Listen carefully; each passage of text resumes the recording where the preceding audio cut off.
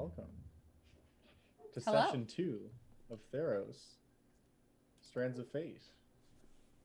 We are here, you're here, everybody's here. Everybody's here. Great. Well, We're on that a boat. we are indeed on a boat. I'm on a boat. Oh. The only words that I remember to that song, besides "I'm on a boat," are "I got my flippy floppies." Oh yeah, I forgot all about Mhm. that. All I Damn got. flippy floppies. Damn flippy floppies. I need to watch that movie again soon. But yeah, well, unless anyone has any opening remarks, we can get started here. Bless you, by the way. Thanks, bro. I will prove my innocence by the end of this stream. Innocence. Nobody's innocent. It's my opening remark. Oh. My opening remark is that I did it. Okay. I did nothing. Okay. I plead the fifth. All right. What an ominous tone. I'm hungry. Says maybe more about our players and the characters themselves. Oh no, I think we're in just the wrong spots. realized that I did put everybody in the wrong spots on this Hey, one. look! I Oh wanna no. I can be Tyler, Vigo. you. Hold on, hold Are on. you, Tyler? Hold on. I'm gonna do the thing. Everybody else here is inferior to my mentality. is that Well, I right? don't really appreciate that as a minotaur. I think on the other one I have everybody in the right spots. Give me one We need second. to I'm flash so our sorry, cameras or everybody. whatever the No, order is. no. Don't. Oh god. Okay. All right. Let's all well, do it. Let's all fucking do it. Let's fucking Let's- flash them. Let's take a moment here then to go around and talk about who everyone should be. Russ's character sounds like a badass. I'd love to play that character. Yeah, Do it. Russ, who is currently in the let's do top left of your screen, is playing Vigo. I'm so sorry. Bottom right. Um, Oh no. Tyler, who's What are the currently odds in that none of bottom us are in the right? right spot though? Literally, the only one is I guess me and You You and and Doxy. Doxy. Doxy. She got Yeah. she got her spot right. That's weird. All She of got us hers were out right, of of order. course. So Oh my I was God. supposed. So Russ was supposed to be first after you guys. Then it was supposed to be me, and then it was supposed to be Messy. I was the It's last okay. We're one good to now. join, We're good I now. think. We're good. We're good. What an idiot. I'm such an idiot. Let me You're just not make an sure. idiot. We just need to remember our order. Yeah. I only did it on this map, not this map. Hey, that's my bad. A-okay. Oh. I appreciate that you put me down to block David on that left side's junk. You know, Mhm. because clearly. Yeah, can you remove him? Because I kind of want to see it. We put a fig leaf over it, so don't worry. It is indeed censored. Yeah. Now Like I'm a- worried. Wait, Like a I'm a post. fig leaf now? Is that what you're saying, Josiah? Behind your head. Oh yeah, we this is like the post fig leaf era statue of David, so there is indeed no Of course. baby Peeves to be seen there. Damn. I'm It's sorry. really disappointing. Yeah, well, Rule 34 statue of David. The statue Yeah. itself has a wiener in it. I mean, is there Yeah. like an anti-Rule 34? No, or that's if what I'm there's a saying, port is of that, there's like, a it safe for was- work version for The it? statue of David was the world's first Rule 34. So it's Oh, like, what gosh. if we made porn of King David? Actually, it'd be the Venus, right? Virgin of Venus or whatever. The little. No, his Venus is blocked by Tyler.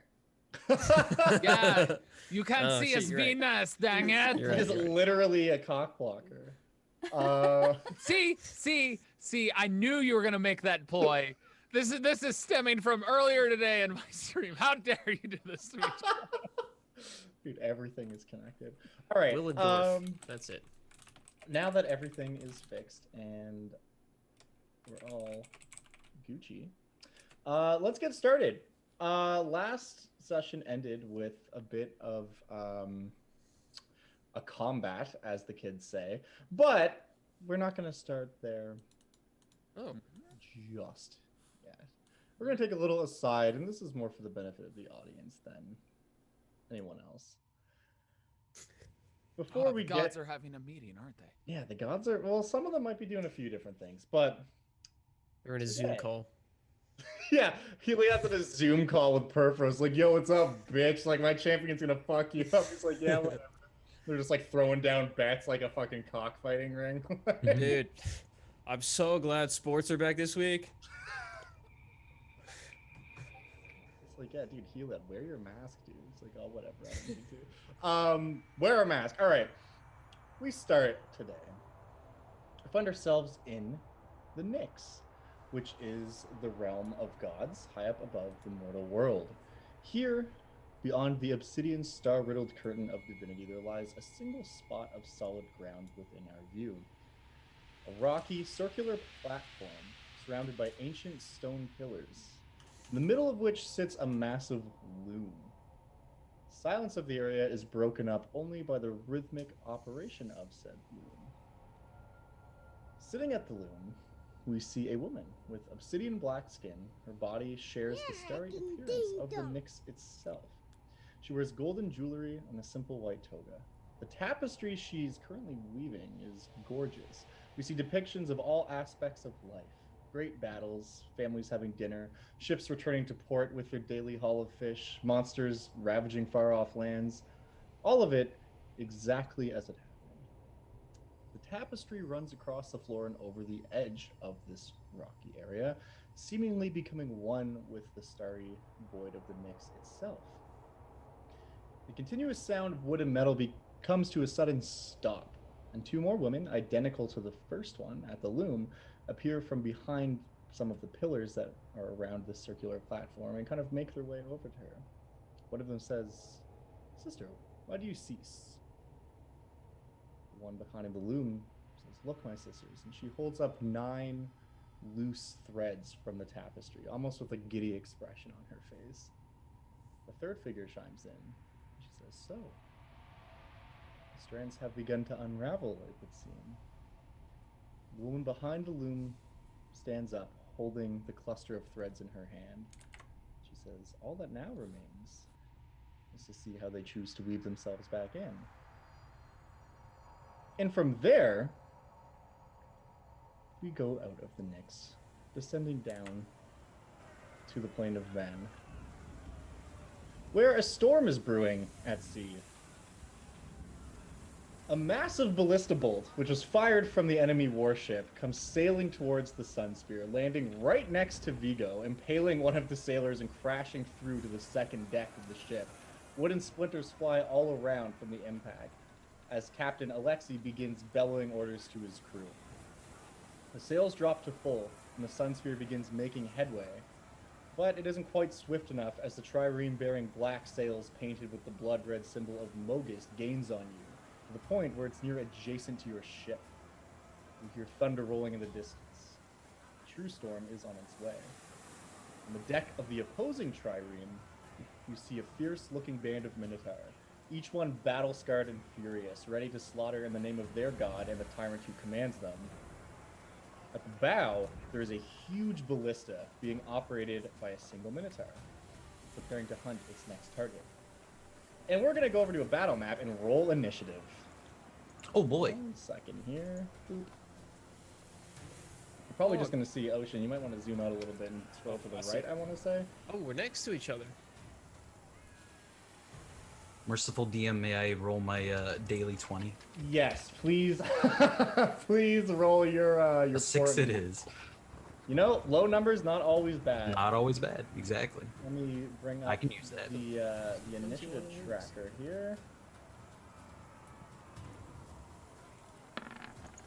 12. Nice. You want to use A your 6? 1 it is. That's a 0. It is. I know with the -1. Ugh.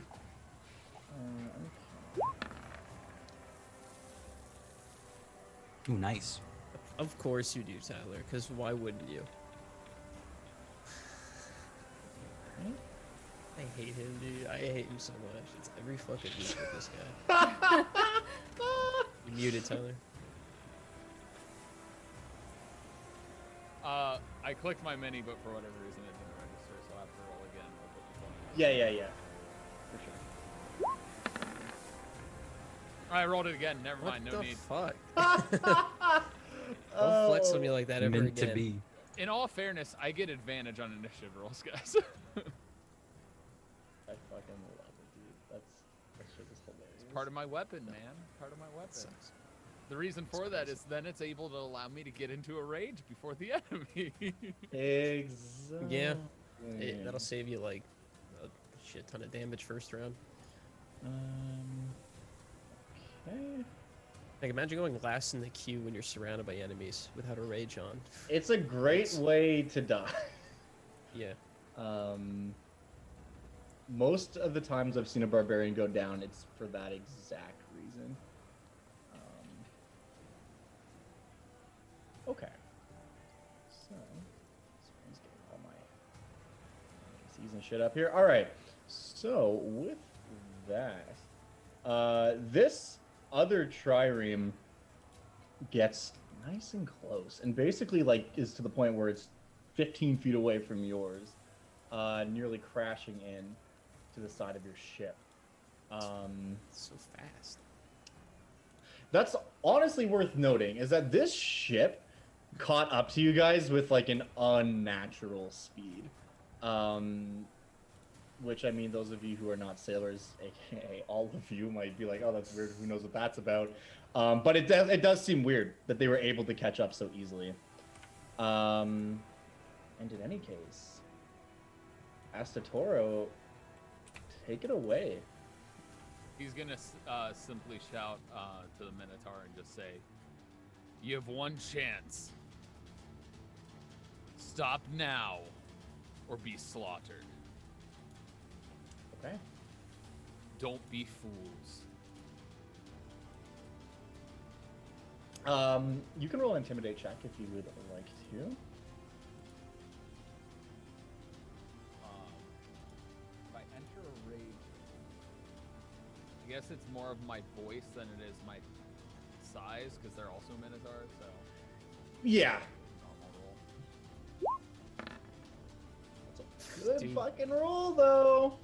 Hold on, let's look at his last three rolls real quick and tell me how that's fair. 19, 19, 17? What are you talking about? It's fine. 21, 21, 20. That's Just dumb. noticed that Vigo rolled the ever elusive 0. You'll love to see that. Also, Russ, real quick, can you click on your token and roll initiative again, just so it puts you in the tracker? Oh, okay. And we can Yeah. But don't worry adjust about the it to result of the 0. roll. I'll adjust Just roll it. a I'll- 0 I'll make again. sure you get your proper roll. Just do what I did. Roll a 0. Did that again. work this Dang time? it. There you go. Okay. It did, yeah. And a 0. Very good. Excellent. Okay, yeah, so you bellow that across to some of these guys, and especially the like, ones that are kind of close to you definitely seem to take a moment of pause. But we'll see what happens on their turn. Was there anything you go into a rage with your... I was gonna go bonus? into a rage, and if it was possible, Mhm. you said 15 feet. What's my jumping look like? How far can What's I your jump? strength score? It's a 16. So let me so you can jump 6 feet for free just from a standing jump. If you back up to the other side of the ship and then charge forward, you'd be able to clear that without having to even make Okay. a roll. So I'm gonna do that then. I want to jump onto their ship. Okay, so it would use basically all your movement, but you could end up here if you wanted to do that. Yeah. So I shout that, run, and jump across as I enter my rage. Okay. Weapon drawn. And I will take that as my full turn because I'll count my intimidation check as my action. Alrighty. Aislinn, who is our Triton NPC champion here, what can you do? She's gonna hop off the boat and move. 15, 20, 25. She's gonna move here, underneath the water, about 5 feet down. Coward. And she is going to start casting a spell of some kind. But we'll get back to that later. Athalor, it is your turn. Fall ear. Athalir, sorry, it's still showing your old name Yeah, I in just the changed initiative it. tracker. Is there any... Okay, so I know we're on a boat that happens to frequent these waters, so I'm assuming there's some kind of boarding equipment on the surface somewhere. Is there? Oh yeah, there would Like, I don't be know if like, it's like grappling hooks and stuff, which are typically used for like making port, but you could use those to get over. There would also just be like the straight up boarding planks that again would be used to like connect to the docks, but could also be used here for sure. the boarding planks would reach, and I wouldn't have to worry about them. They would like just reach, but yeah, you wouldn't have to worry about them like falling in or anything. You know what? I also have a 16 strength. Maybe I'll just jump across. I am Sure. wearing plate though. Is that going to slow me down? That should affect you, because I was going to ask you about that, Josiah, if we should roll an athletics check to make sure like we land on our feet. So for you, no, because that's just within your purview of what you're able to jump because you're not wearing heavy armor. Wearing plate is going to make it a little bit more difficult, so you'll need to make an you'll be able to clear it no matter what. You don't have to worry about falling in the water, but you'd have to make an Okay. athletics check to 'Cause I land drown. on your feet. Yeah. I mean, what about a Thing. nat 1 though? Well, we'll see what happens. But if you Wait, hold on. Let's all take a step back here. Hold on. but you need to clear a DC 12 athletics to land on your feet. DC 12. Yeah, I could do that. I think I could do that pretty easy. I'll go for that. Yeah, so he'll seeing the Minotaur do it with ease. A follower will attempt it as well. He'll back up, dig his claws into the boards, and with traction take off and try to leap off the edge here. Okay. And does he fall and die? Ooh, good Oh, roll! Well, I think. Cats There you really go. do land on their feet, it would seem. As Affleck clears the gap between the two ships, and you just boom, like landing with your heavy armor adjacent to this Minotaur with another one over there. Cool. And that's movement and action, or just? Well, like the athletics check to clear is part of your movement. Astatar used his action to try to intimidate those guys around him. You do still have access to your action. All right. I will. Obviously, I have my weapon drawn. I'll cast Shield of Faith on myself. For Okay. a bonus action. Yep. And then for my action, I'll put it in chat here. There. Wicked. And then for my actual action, I will. I'll command. I'm using 2 spells. I'm sorry. I'm gonna command the Minotaur standing in front of me to flee, Okay. and hope he jumps off the boat. Is the command just a spell that you know as a paladin, or Shield of Faith? Is that one of your paladin spells, or is that one from your weapon or background feature? These are both from Paladin. Because technically you can only cast one leveled spell per round, Shit. Yep. Okay. and I because I Shield of recant Faith my command. is a level 1 spell, you All right. Okay. cantrip or use one of like your background abilities, but not an actual spell. All right. In that case, can I do another athletics to try to shove him off the boat? Yeah, that's Instead just of telling him to do it, I just force him to do straight it. up opposed athletics. Yeah. All right. So you're gonna try to push him 5 feet. That 5 feet being, That's a good roll. and Here's hoping he can't swim. you succeed. So yeah, you're pushing him this way.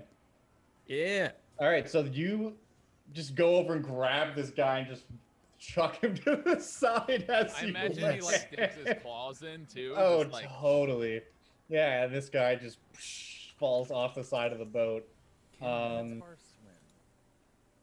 swim? Well, these guys aren't wearing. He has webbed hooves, maybe. It's one of those things where like they're not built to swim, but they're so strong that they can just like punch the water away from them. basically. Like They it's dog- I'm paddle. hoping the Triton. yeah, The Triton they're- can handle it, right? right. Like You Triton just basically can threw an opponent in the water for the Triton. Triton can Yeah, for the swim Triton. because they're built to swim. Minotaur can swim because they just like beat up the water basically. They refuse to drown. They're so Yeah. angry. But yeah, okay. So you throw that guy off. It is. I was just going to say, Natasha. It's your turn, but Natasha's an NPC. Natasha is gonna go boop, boop, boop, over here, and she's going to chuck a spear at this guy. The one directly across from The one directly across from her. That was Oh. my god. No way. That was one of That's the a ones I crit. intimidated too. Damn. Yeah, well, that's why she had advantage because he man. was intimidated. He just looked over at you, basically, just like, "Oh my god, what?" And then just out of nowhere, the spear Oh just fucking my takes him God. for 15 damage. Well, if you were trying to be peaceful, Tyler, that's over. I'm and sorry. then she just holds out her hand, and the spear disappears from the Minotaur's body and reappears in her hand. So that's why she wouldn't show me. I see. It's the Minotaur's turn. All of them? The one that is in the water is going to try to not drown. He's going to make that try to get back on the ship. Oh, Oh trying my to climb God. out. I imagine he can grab the oar. He definitely could if he could make the check. He's just basically getting beat up by the oar right now. Oh. He's not really able to grab onto anything. But the one directly below you, Afflear, is going to step up and just comes towards you with this big axe. He could try. And he's going to try to... actually, he was 5 feet away. He's going to back up and then just lower his horns to you and charge at you. Shit. He's going to try Hey, to gore you. Since he's behind me, does that... That's not advantage, right? There has to be someone in front of me, right? Yeah. For that to be- Also, I don't typically use flanking rules anyway. Oh, okay. So don't worry too much about that for advantage. Just making sure. Yeah. So he does not have advantage, but he does indeed hit you.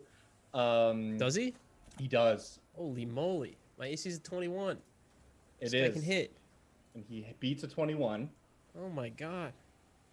and that is going to be 11 piercing damage as his Come on. horns just dig in through 2 of your plates. 11 steps closer to death. Let's go. Also, make a strength saving throw for me if you would be so kind. Actually, for some reason, I'm not proficient in that, which sucks. Oh, Oh no! Oh no! Charges forward, just like digs his horns into you, and then biffs his head back and throws you off the side of the ship. Fuck. Cat in water with heavy armor. That's Yeah, gonna be you tough. you land in the water beside the other Minotaur, and you guys like make eye contact. It's just like, yeah, this is what happens when you're a dick. Before I immediately sink. Yeah, great. There's a little bit of blood in the water. How many rolls until sharks appear? Oh, we'll worry about the sharks in due time. Let's not worry about the sharks. The one beside you, Oh my God, I'm so Astor, heavy. is going to try to attack you, but he seems really phased by what you just said and the fact that you just jumped over here, so he's doing so with disadvantage. And he misses you. He goes to swing his axe down at you, but like you can tell that he's like trying to keep a safe distance from you as he does so, and does not hit you. This one over here across from Natasa is going to basically do what you did, but jump across here and try to gore her as he does so. That's got to be difficult. And he's going to miss. But does he fall in the water? He does not fall in the water. So he misses, but manages to grab onto the side and ends up here. And Vigo, this one's coming for you. Oh boy. And he's going to do that same thing I just said. Here he comes. Oh, he's going. He's trying. Okay. He doesn't fall in the water either. Closest. He goes closest.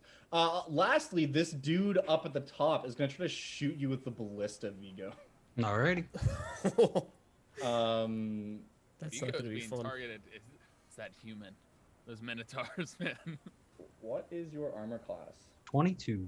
Cool. So this fucking massive ballista bull comes flying at you, and you manage to duck just at the last second and just flies over the ship and lands in the water over there. And that's it for them. Karis, it is your turn. Okay, I'm making some decisions here. Yeah. Make some decisions. Save me. There's a Triton down there that can save you, in all fairness. I'll be alright. Okay, so here's what I'm gonna do. Lay it on. 5, hold on, sorry. 5, 10, 15, 20, Hey, Josiah? 25, 30. In the 35. little chat view window, they said they can't see Vigo. Oh. I'll Uh, take care of that shortly. Yeah, Mallory, if you want to just zoom out a little bit. Sure. Okay. Thank you. Alright, I'm gonna bless my 3 comrades that are within.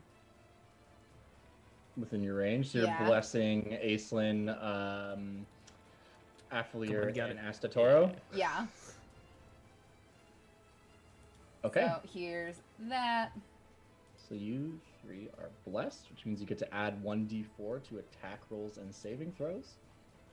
I wish I got that last turn. What does your bless look Sorry. like when you cast it? That's your first Olive leaves are like just kind of blow around in the wind. They just Yeah. sort of appear. There's a bunch of Wonder wet what- olive What leaves does it sticking feel to. like to be blessed? Like getting a blowjob in your heart. All right, all right. Glad I took bless too. Excuse me, I need to go bless myself. Blood is pumping more heavily through Asatoro's veins. Indeed, indeed. And then as a bonus action, Disgusting. I will expend 1 of my bardic inspiration to use unsettling words on this guy that's on our boat. It's not pinging. This Is guy. it? It came through. Yeah, I can see it. Um, It's that one. Let's I all ping just them don't again. know what die I'm supposed to roll. Your bardic inspiration dies a d6, Okay. and he detracts that from the next saving throw it makes before the start of your next turn. Awesome. Okay, so he has a -1 on. Wow. any I'm saving very throw upset about he that. makes. That's kind of cringe. And that's the end of my turn. Hey, a one could do a lot. It could be just right there. on Could the be edge. just the difference, yeah. Hey, this is the centaur, right? This guy? That's the centaur. Okay, just check. Speaking of which, it's his turn. Yeah, I don't know why his name just showed up as centaur when everyone else has a name, but that is Riga, the centaur. He is going to approach this man, and he is going to try to beat him down with his hooves. And he's going to try to hit. And, God, dude. and dude, he crits. Those are both hits. Obviously the second one. So he bludgeons him with his hooves and then stabs him for what is that? Another 8, 12. 16, 12. Yeah. 20 total. It's 20 total. What a lad. So yeah, Riga just comes up, and this is funny because Riga is like This guy was already damaged too. he was, and he's this like peaceful kind of like centaur who has all these like flowers woven into his like long gray hair. You just see him come up and just like boom, like crash down on this dude and just fucking stab him with his spear. And a display of violence maybe not expected. Our good old Capitan here is basically spending his turn making sure the ship doesn't get fucked up. Okay. How His name is scientific. Alexis, is his name. Yeah, that's the proper term. He just says, guys, I'm making sure the ship doesn't get fucked up. Keep fighting them. Aye, aye, Captain. Aye, aye. I mean, stern or something. Port side. Yeah. I'm a real captain. Fuck. Anyways, that's his turn. Man the oars. Trim the sails. Battle stations. Patch up those holes from that damn ballista. Swap the poop deck. Where'd our Walk line the go for him to plank. mop up the floor when the flood appears? Vast. Walk the plank. So next up is our good friend Garanoff. And he's like a pretty cool guy. Garanoff. Astor, you look over, you see this guy. You recognize him as he kind of approaches from down. This is the guy that you faced in your fucking arena challenge in the or challenge of Onismos, who you spared at the end. And he is not stoked about the current state of affairs. He is going to come over and go 5, 10, 15, 20, 25, 30. And what can you do? Uh-oh. Uh, Like this.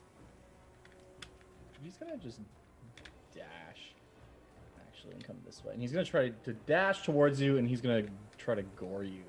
Shit, messy you in the water. Um, Oh, and shit. hits. You are raging, so this is gonna be halved because it's piercing damage. So you take 12 piercing damage, halved to 6. And he comes over and charges you and hits you with his horns. And says, "You should have killed me when you had the chance." Vigo, it's your turn. All right. I'm going Finally. It's just, I won't make the mistake again. to sidestep this man. I'm gonna use bonus action. I'm gonna bless myself, Natasha, and Riga. Yep. Okay. So you guys all get a little green jube as well. Blessings all around. Yeah. I guess since it takes holy water, he's gonna take a swig of his water skin, and with a mouthful of water, Clovis bless you, and then spit it into the air. Covers all of us. Perfect.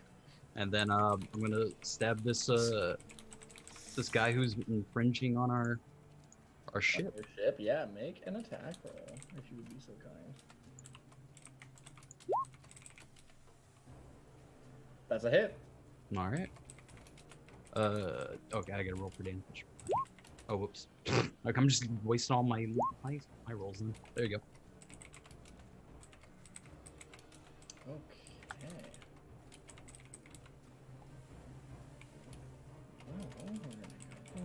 All right. So yeah, you get in a good little hit with your spear, and yeah, he looks like an angry minotaur still, but slightly less alive than he was a second ago. Is that the end of your turn? Yes, sir. Okay. We are back to the top of the round. Asatoro, it is on you. All right. Well, ignoring the minotaur that I intimidated just now, I'm going towards that dude because I'm pissed at him, and he is probably the most fitting for being foolish. So I want to strike him down with epic fury. Hell yeah. So we're gonna go ahead and do the fun thing of attacking. And I have a +4 on hit or +4 on damage. You have a +1d4 on hit. 1d4. Yeah. Damage? On hit, no extra damage. Okay. So I posted rage in chat because I want to make sure I just attack normally, right? Yeah. Get some extra damage though. Okay, so Wait, there's a- you do get to add 1d4 to that, Bless. 15.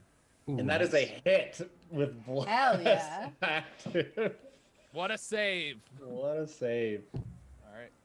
Here comes the damage with rage on. Not much, but 10.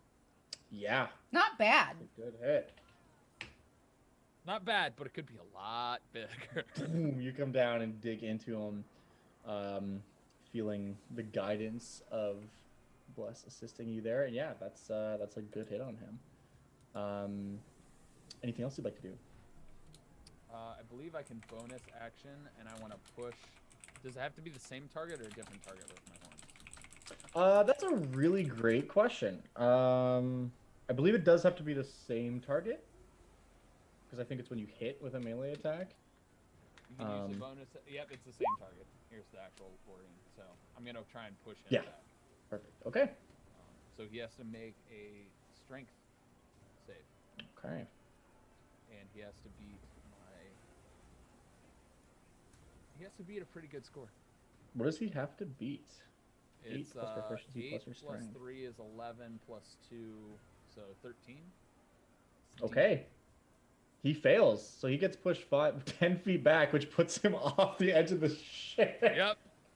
So you just dig your axe into him and just fucking push him back with your horns, and he stutters back and then like goes to catch his footing and just trips over the edge of the trireme and falls over the edge. I imagine while he does this, as Satoru goes, "For a fool, you may be proud and strong, but you're going down."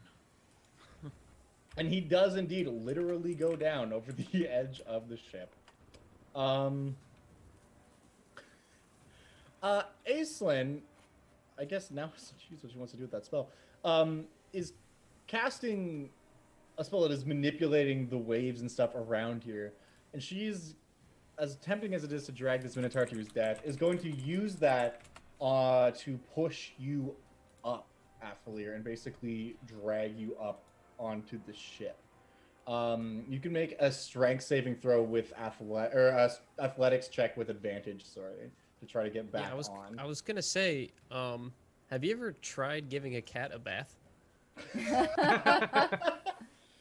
They don't like it. I imagine he's like that right now. Where one, he's pissed, and two, he's probably all like completely splayed out with his claws out. He's just grabbing anything that comes in range, and it looks like he gets it. Is enough. So she basically pushes you back up onto the ship from under the water. And she kind of Thank you. there. Thank you. Are you Does on she your also feet? push the Minotaur next to me up? Because that would suck. No, and you are prone because you basically are just crawling back up on. That's And it's your turn now. Okay, great. I'll use my movement to stand up. And then I don't need to go anywhere because there's a guy in front of me. There sure is. So let's hit him with my maul, my big do that. hammer. Real quick, I just want to remember how Divine Smite works. Is it whenever you hit? It is whenever you hit, whenever you want, you can declare that you are also smiting. So you can declare it after you see the dice roll and I've said that you hit and everything. It's not like in a spell. Once you hit, you can just say, I'm smiting, and it's an extra 2d8 damage that is radiant. If they're undead or a fiend, you add a third d8 to that. Okay. Crit is big dick damage. Yeah, which is why you want those crits. Well, then let's swing on this man's. Let's see how we Alright. do. You are blessed as well, if you want to go ahead and add that. What is it? What is that? You can use it over and over again for 10 rounds, by the way. Yeah, 1d4. Oh. You add a d4 to your attack roll.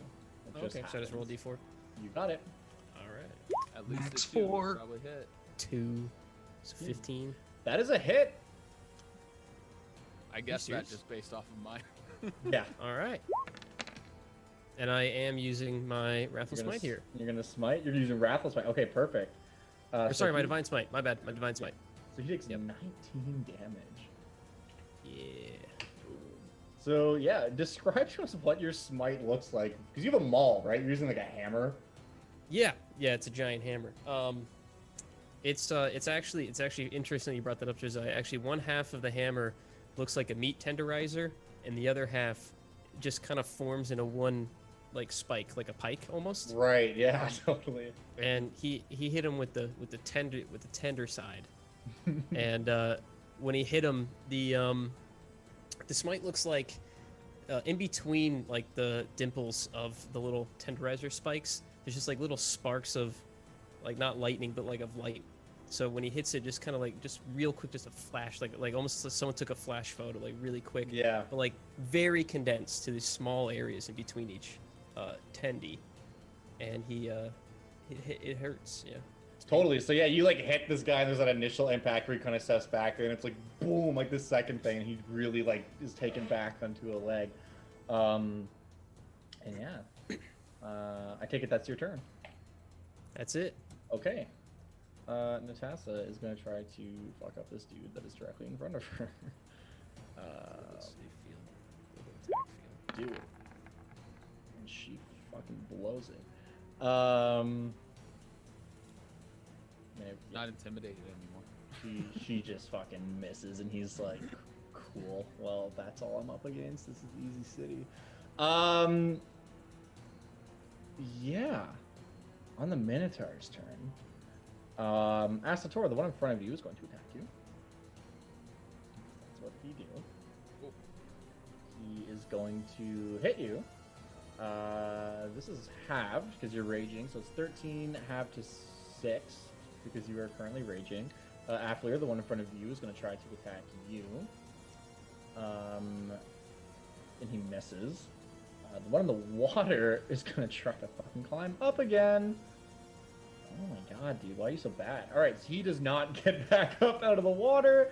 Vigo, the one by you, is coming at you with a great axe. Which misses. The one he already attacked. No, he did not attack yet. He's going to attack Natasa. That's a fucking miss on her too. Jesus Christ, these guys.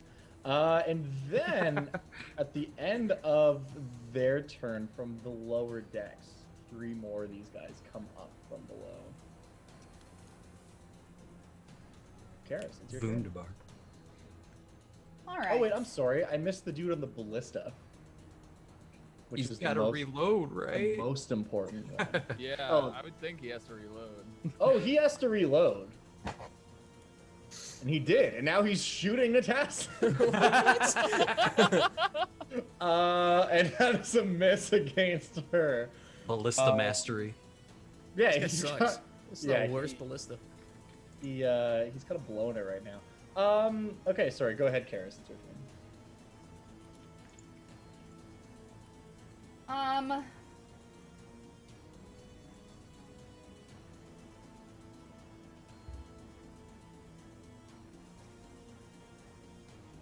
All right.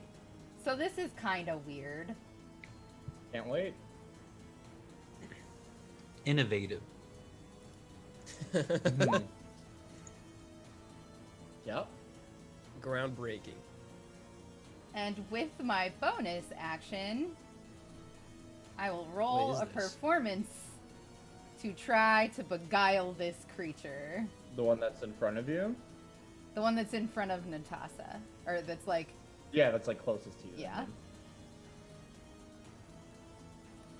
I will put it to you this way. A part of that says if you or your companions are attacking it, the creature automatically succeeds in the saving throw. Yeah.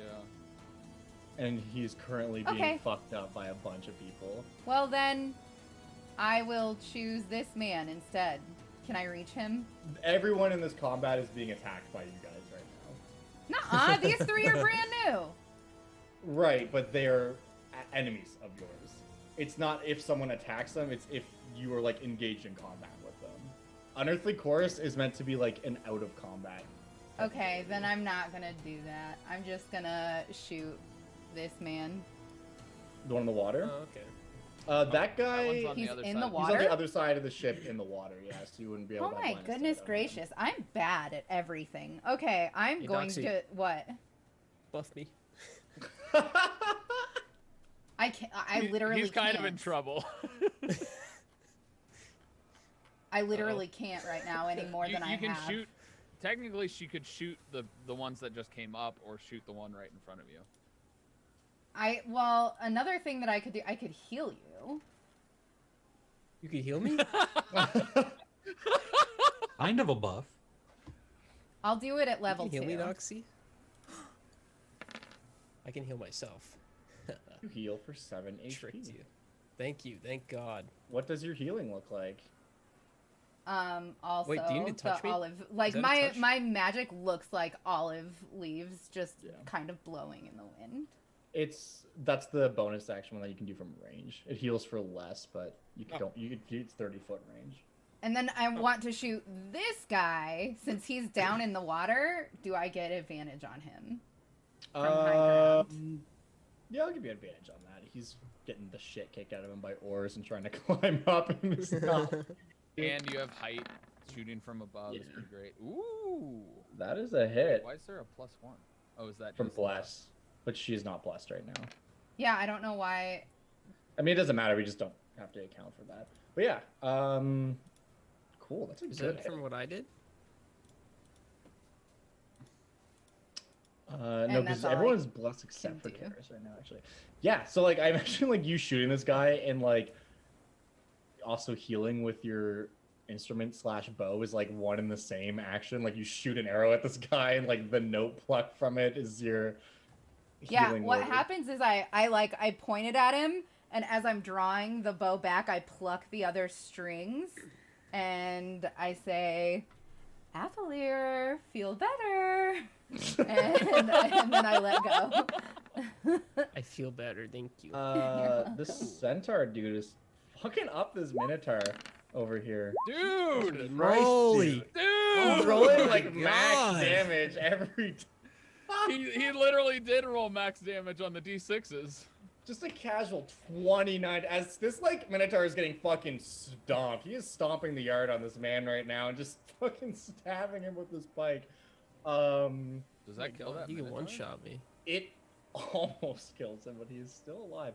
Alexis is doing this thing. Garanov. Wait, how much health do they have? A lot, apparently. A lot. Oh no. I'm gonna die. Garanov spends his action climbing back up and makes it. Do you have anything you can do as a bonus action? Not really. He's just gonna stay where he's at. Vigo, it's on you. Okay. Stop that minotaur. Hmm. Minotaur, tar. I'm going to take the AOP and take a step back. Okay. If he wants to, of course. Oh, Unless he wants to not. There's nothing he wants more. Right. Oh boy, he actually hits you. Oh, does he? I'm gonna make that a 6 now. Well, he doesn't roll a critical hit, and he rolls a 6. So never mind. You just see this Minotaurs take a swipe at Vigo, and you're just like, anyone who sees this is like, he is about to die. Like, this is about to be his head removed from his fucking body. And like, somehow without even looking, he just knows to like tilt his head, and the axe just swings down and like smashes into the deck of the ship.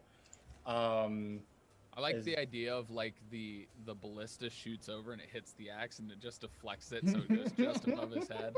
The things that make it seem more like destiny. Random fucking But yeah, that's a miss then. It's your turn. Continue, sir. All right. Take another 5. There we go. 15 feet. I'm gonna attack the Minotaur that we're all ganging up on then. Yeah, attack this dude. He wants to finish him so that he gets the glory. I see. That is a miss. Yeah, I don't think a Bless. 4 could save it, so. Try it. Well, I'll try. Might as well roll A it. 4 will not. Yes, perfect. Excellent. It's okay. You just weren't destined to kill this man. It is Or to Not this hit one. him yet. Guess what? I'm grabbing this minotaur in front of me, seeing that guy climbed up, and I'm throwing him off the edge. Okay. Make an athletics check. Guess what? I have advantage because fucking rage. Sure do. Uh-oh. He rolled okay, but Wait, you have bless. You have bless. You have bless. That's true. This is a skill check. That could make the difference. Bless is so clutch. I love Please. bless. That's rolling the dice. Is it lagging? Yeah. Oh. We got patience on roll 20. Will it work? Paging roll 20? Uh-oh. The 15. 15 is exactly enough. Yes. He rolled a 14. Oh, he matched me. All right. Yeah, he matched you. So it's literally just this thing where you like are both grabbing onto each other, like in this contest of strength, and just with this little bit of extra juice that you have, and you just grab him and throw him off the side of the ship again, and he goes tumbling into the water. Guess what? I'm gonna Goring Rush Mr. Man over here because it counts as a bonus action with my movement. Yeah, absolutely. So. Just don't hit that mast. I imagine I kind of like circle around, like up and Yeah. around, and then bam. And then just come down and fucking yeah. Yeah. Absolutely. Make an attack roll. I'll put you Sure. in front of him down here. Goring Rush. That's when you make a melee attack with your horns. I gotta switch it back to normal. 15, I think is a hit. Yeah, that's a hit. That's what it hit last time, so His AC is higher now for no reason. only a 6 because I rolled. Not a devastating hit, but it gets you in front of him and does do some damage. Which I had hit him before because I'm like, I don't care about this guy, you're mine. Exactly. Just fucking yeet this dude off the ship to get to your true adversary. Aislinn is going to Has a lot of options. do a thing. Where's Aspa? You know what? That's a great question. Taking a nap. Comes up from below deck right now. Oh, she's around. Uh-oh. Okay. You say so, Mr. D. No one has a high enough passive perception to see her. From a plunging attack from the crow's nest. Like literally, the first thing she did was just fuck. Cause she is skulker too, right? Which means she can hide without like in light obscurity. And there is a fog and mist kind of rolling in because of the storm. She's been Ezioing her way like along the bottom of the ship, but we'll hear from her in a moment. I was gonna make an Assassin's Creed joke, but it's too specific. It won't work. I'll save it. Aislinn is going to force. This Minotaur over here needs to make a strength check. This guy is so... Strength checks are the one thing they're supposed to be good at, and he hasn't rolled above a 7. Anyways... He's still struggling. You just see this Minotaur struggling to get up, and then there's just, like, a pool of water, and he just fucking goes, like, 30 feet under the water. Bye-bye. It's pretty unsettling, because he's just, like, there and just, like, he just gets pulled down. And that is, Aislinn's turn. That guy is under the sea. And not He's gonna have a under hard time the sea. surviving. Under the sea. Athalir. It's on you. Downward sweater. What's up, bro? So I was gonna. All right, here, quick question for you, DM. Yep. Will you let me do something that is a bonus action and then prepare another bonus action on someone else's turn, and that be my turn? Yeah, because I mean, just if something takes a bonus action, you have the option of using your action to do it as well. So you can ready an action that would normally be a bonus action. You can also do Perfect. both on the same turn, but if it's something that you just want to ready, then yeah, absolutely. Yeah, because All if right. it spells. Exactly. Yeah, it's not. It's character stuff. Wait, no, that's a paladin spell. I think this one is not a paladin spell. Yeah, that's racial. Okay, cool. That makes sense. All right, so I'm gonna do this. I'm gonna. Oh my god, we rolled a 21. I forgot you're in the initiative. I'm gonna compel every enemy within 30 feet of me, every single one, to come fight me. Oh, Lord. So, Okay. Yeah. I mean, they have to pass a check, or they have to fail a check, I should say. So you're using your champion challenge. So they all have to make it's wisdom, right? Does that include us? Yeah. No, each creature of his No, choice. just Okay, enemies. I was Yeah, like- just I was enemies. like, Unless you're antagonizing all, like everyone, fuck all of you. You all suck. Okay, so just to clarify, this spell doesn't mean you have to fight me. By the way, Tyler, it just means you have to stay within a certain distance of me. So that's what I'm doing right now. oh. I'm doing 30 feet, which gets all the way to here. Yeah. If they fail, they can't willingly move more than 30 feet away from you. So that's That's all it does. 1, 2, 3, 4, 5, 6, 7 of the Minotaur. 1, 2, 3, 4, 5, 6, 7. What's your DC? I should have looked. That's okay. 12. 12. Fail, Yeah. fail, fail, fail, fail. Pass, pass, pass. They all fail except for Garanoth, the one over here, and the one up here. So Garanoth, the one I'm fighting. Yes. Sweet. That And works, okay. These two, but all of the ones that are beside you, or that one's underwater, I guess. But the ones that are close to you that all just came up, all fail. Okay, perfect. And then I'm gonna ready another spell for on their turn if they try to attack me. What spell No, are you on readying? their turn after they all finish their movement, I guess. Which spell are you readying? Because it's weird because they all go at the same time. It's this one. Oh, like the ability? Yeah, absolutely, absolutely. So the trigger for that is basically just like if all of them get within 10 feet of you, basically. Yeah, or before I die, if they all happen to hit me Sure. really hard. Yeah. Okay. I just don't want to After die waiting to roar. You is Aspa. She comes up from the side of the ship over here, behind this man, this Minotaur man, Minotaur, tar. and is going to crit fail. Oh no! You know what? She has advantage because she was attacking from stealth. I'm sorry. Okay, she hits with her dagger Oof. for 12, and is then going to use her bonus action to take the dodge action. Is Natasha going to get the kill on this lad? Maybe. Let's find out. Yup. Oh, yep. Wow. Good shit. Legit. Down skis. Cool. He had 1 HP and now he has less. She literally, this dude is just being stomped to death by his fucking centaur. He just gets in with 1 good hit and that minotaur is super dead. Right down its snout nose. Yeah. Now it is the minotaur's turn. They get to do things. Don't kill me, please don't kill me, please don't. Well, I don't promise that's not going to happen, but hey. The one in front of you is going to attack you. 100%. Okay.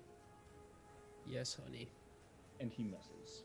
Oh, thank God. Ooh. This one is going to charge you with a gore. Uh-oh. And he hits. Oh, no. Horns aren't as bad as weapons. Which means you take 10 piercing damage. Oh, my goodness. Oh, And we- make... What's your hit points? Okay, You made that oh, strength that's save? with bless. That's with Yep. bless. Let's see. 12. Is that enough? Goddamn. I don't think that's Rank enough. proficient. It is not enough. He gores you and Do I fall off the fucking boat again? throws you 10 feet back, putting you here. Great. Am I still... That might be easier to grab the ore though, because it's got a thicker part, Okay. and it'll move. So they're still all... Oh, they're on still me at within least. 30 feet of you, yep. Yeah. This one is going to charge over here, land, and can't really do much else, and then dash to get here. This one is going to charge here and try to gore you, Astatoro. Bring it.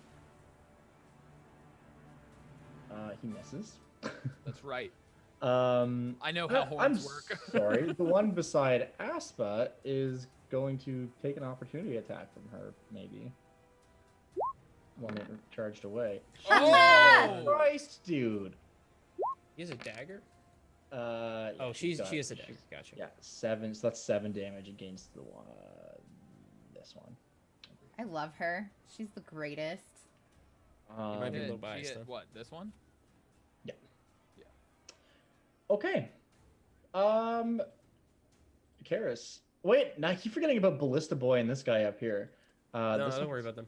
gonna come down and attack Natassa and hit her for Jesus Christ. Natassa takes a big ol' axe blow to the back. Who have we not shot with this ballista yet? Karis, the guy with the ballista is trying to shoot you. Okay. Can he hit? The answer might surprise you. What's your AC? 75. Well, he hits you. It's 15. Yeah, he's gonna hit a 15.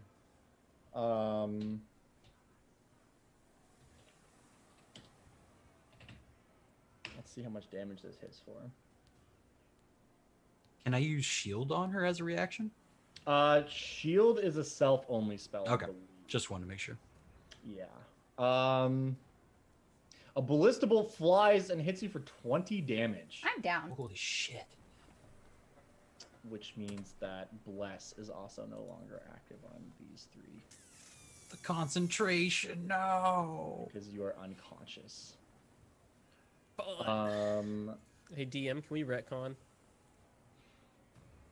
Could Retcon I what? have roared before he threw me into the water?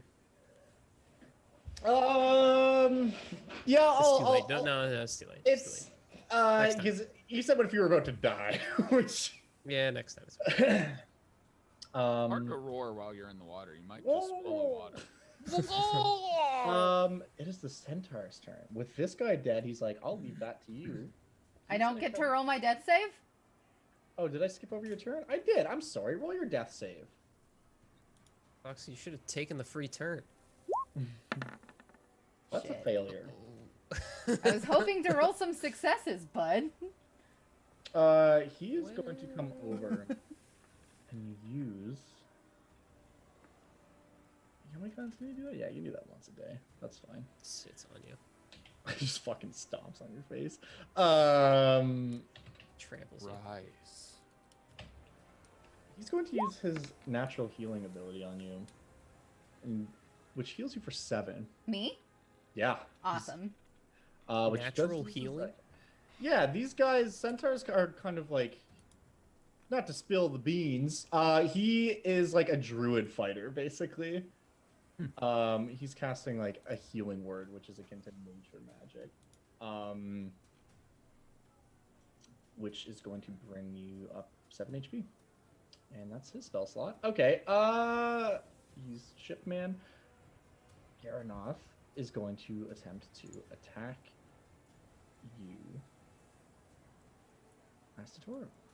What else? Jesus Christ. And he misses. All right, Vigo, what's up? Okay, seeing as Riga's taking care of Karis down there, step up to here, and I'm going to cure wounds on Natasa. Yeah, Let's she's see. looking rough. Yeah, that's what I heard. What is that? Who told you? D8 plus spellcasting. Okay.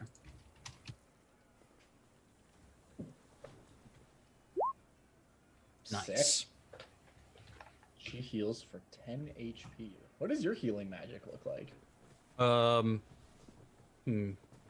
I guess he'll stow away his spear for a second, Mm-hmm. and then see where she's most wounded. I guess on her back, and then he'll like slide his hand down her back, and it'll begin to like weave together back Nice. together.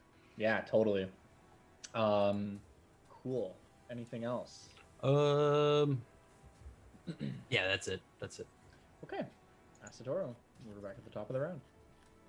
I'm attacking my boyo here who took my appreciation for granted.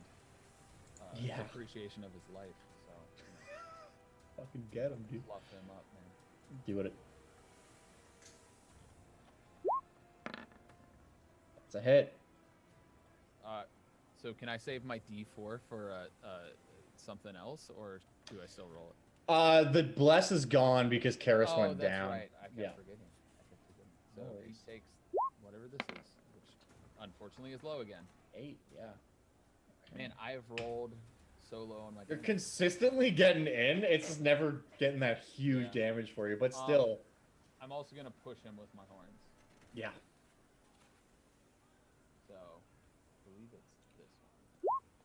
So he has to do a strength save. Okay.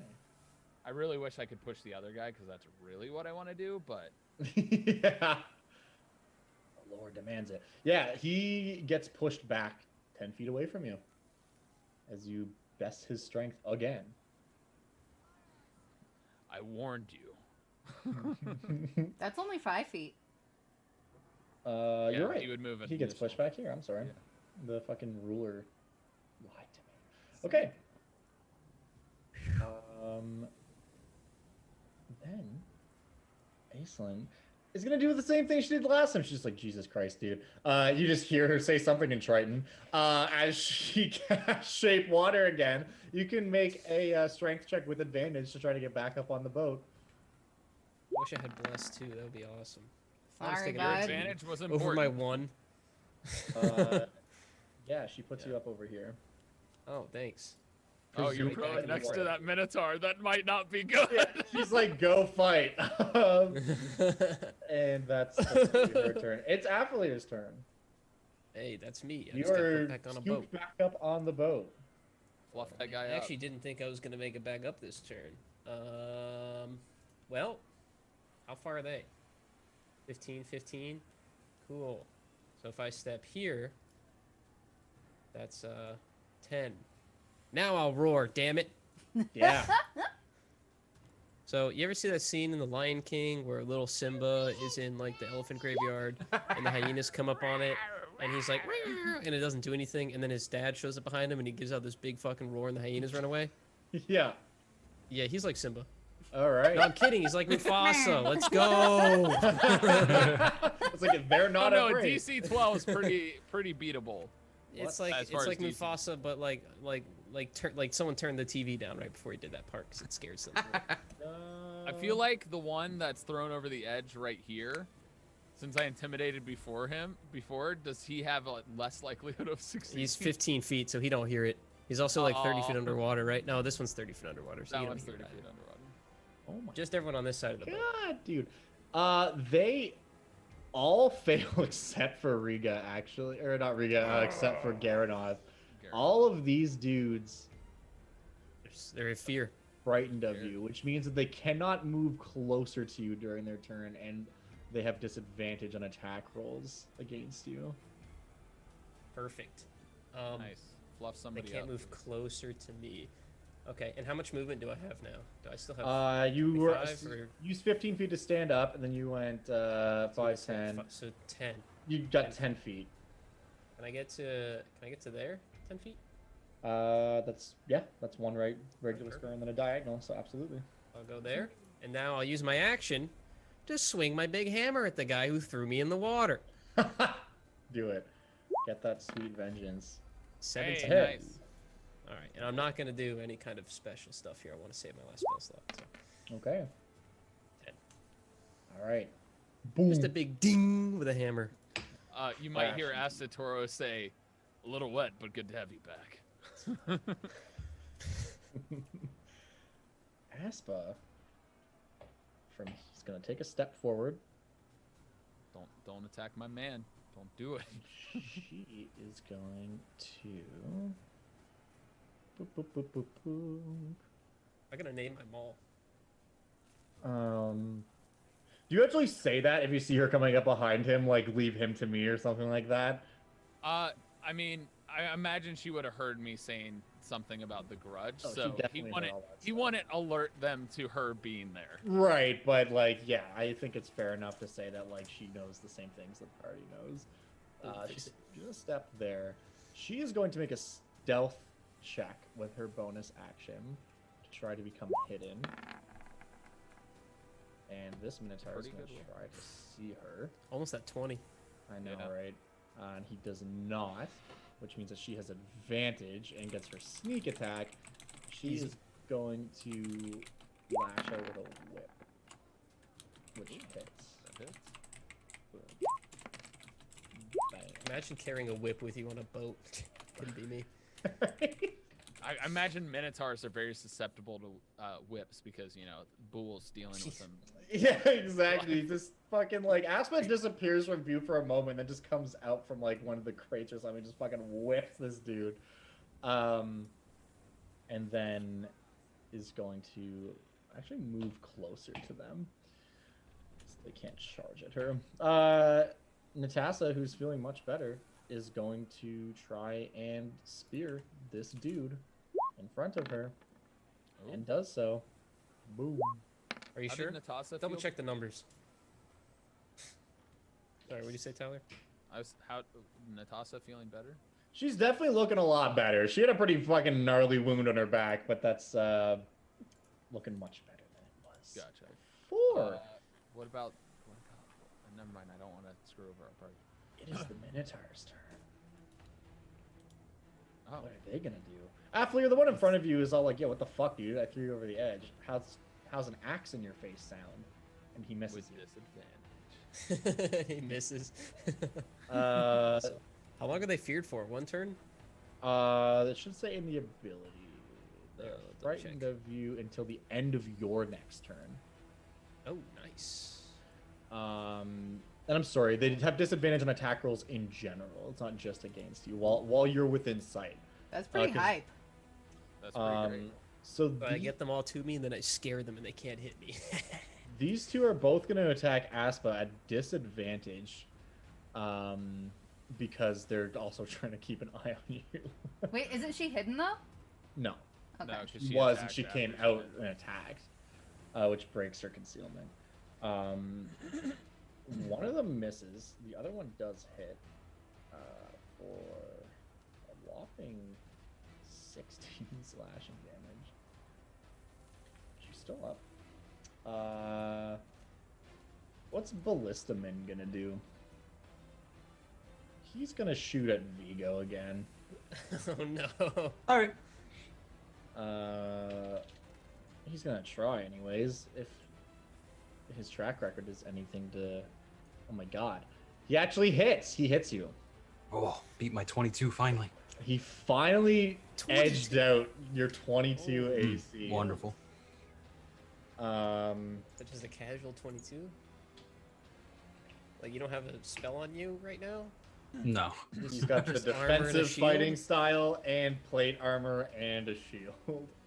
And the shield me is the too. magic shield because he took a magic shield as his. Yeah. As his. Of course it is.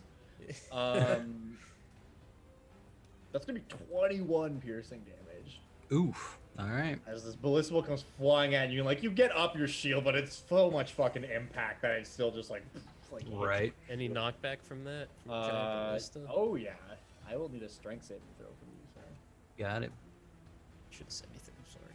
I just wanted to see you fly. Wow. Like somehow no. Like this hits you, and you just stand there like fucking Captain America holding up your shield, and like you take the impact of it, and it hurts. It cracks ribs for sure. Mhm. I But could you do this all don't, day. fucking move. Now it's your turn, Karis. All right. There's a Minotaur right next to you. Shit. Did the Minotaur ahead of us or where I'm at didn't do anything? He attacked but missed. Oh, okay. Could I use my reaction to that Sentinel to attack him? Yeah, he did attack that, so that's true. You can use your reaction to try to hit him. The one that's underwater, is he? We can't Oh, see him there's no anymore, right? blessing He's like gone. anymore at war. This one that I marked with blue. Oh, I'll just never mind. Delete. He has. Oh, okay. He's is gone. deceased. Okay, cool. And the other one is trying to get up on the boat and is failing to do so. 13 unfortunately is a miss. All right. I'm gonna attack Is that Bless one. back up now that? No, he she's is I'll just have to doing- cast it again. Yeah, But he has first, his own. I have a thing that I can do once a day called Soothe Song. I don't know Oh. whether it's an action or a bonus action. I think it's ping a the full ability. action. We didn't put it on my sheet as an ability, just as an attack. Oh, it's probably a spell. Check your spell list. It's not there. Okay. give me It's a not sec. on your feats. No. I don't see Soothe Song anywhere in what I have, but you know, That's because it's custom. like we custom did It's it. custom. yeah. It's homebrew. Oh, that's the ability from your bow. Right. Yeah, it's a bonus action. It's a bonus action. It's a bonus action. Okay, well, you hear beautiful music. Everybody that can hear me, I don't know what range it is. It's one person up to 30 feet away. I thought it was everybody that could hear me. They have to be able to hear you. The one person that can hear you up to 30 feet away. Correct. Other people can hear, but I guess you could use it on one person of your choice. You could. Correct. You could hit everyone. Oh wait, yeah, you can hit everyone. Yeah, you can hit everyone. Looking around, who Oh, wait. looks the worst? You can't hit everyone. Sorry. Probably. Yeah, the text for this is in the bow. I'll copy and paste it. It's on your character sheet there. This is the text. for Athalier, this. is that your guy's name? Yeah, I'm. And it's an action. I'm sorry. If we were Athalier's probably- talking, if it's healing, is probably the worst for wear. I look half alive. I'll say that. I'm a water half full kind of guy. All right, It's well, also a cat that's really wet, so. he's Soothe very Song is gonna uncomfortable. hit Athalier. Cool. She plays a little ditty, and you heal 10 HP. I'm feeling great. Not as good as normal. Anything you'd like to do with your bonus actions or other stuff? You're so Wait, musically couldn't you have inclined. played that Dawson. on yourself to stay up too? Yeah, You I should probably could. run away. I didn't see the I Yeah, 'cause do. the I do want yeah. to run away, but I just Opportunity used an action. The whole thing was that was a bonus action. I was going to use my action to disengage. I mean, if you want to renege that, not knowing that that was a full action, I will. No, allow you to I'll take it just- back. Like, I'll just attack this guy. don't you attack with disadvantage because he's 5 feet I'm away? going to ram him. Is that a bonus action? Or Fuck. action. Never mind. I can't do either of those things. I would say rescind it and do what you were gonna do to stay alive. Yeah, I'll go back to almost half, around half. Yeah. All right. Well then, I guess yeah. I will disengage. Oh, I feel a lot worse. I will move to over here, Yep. and then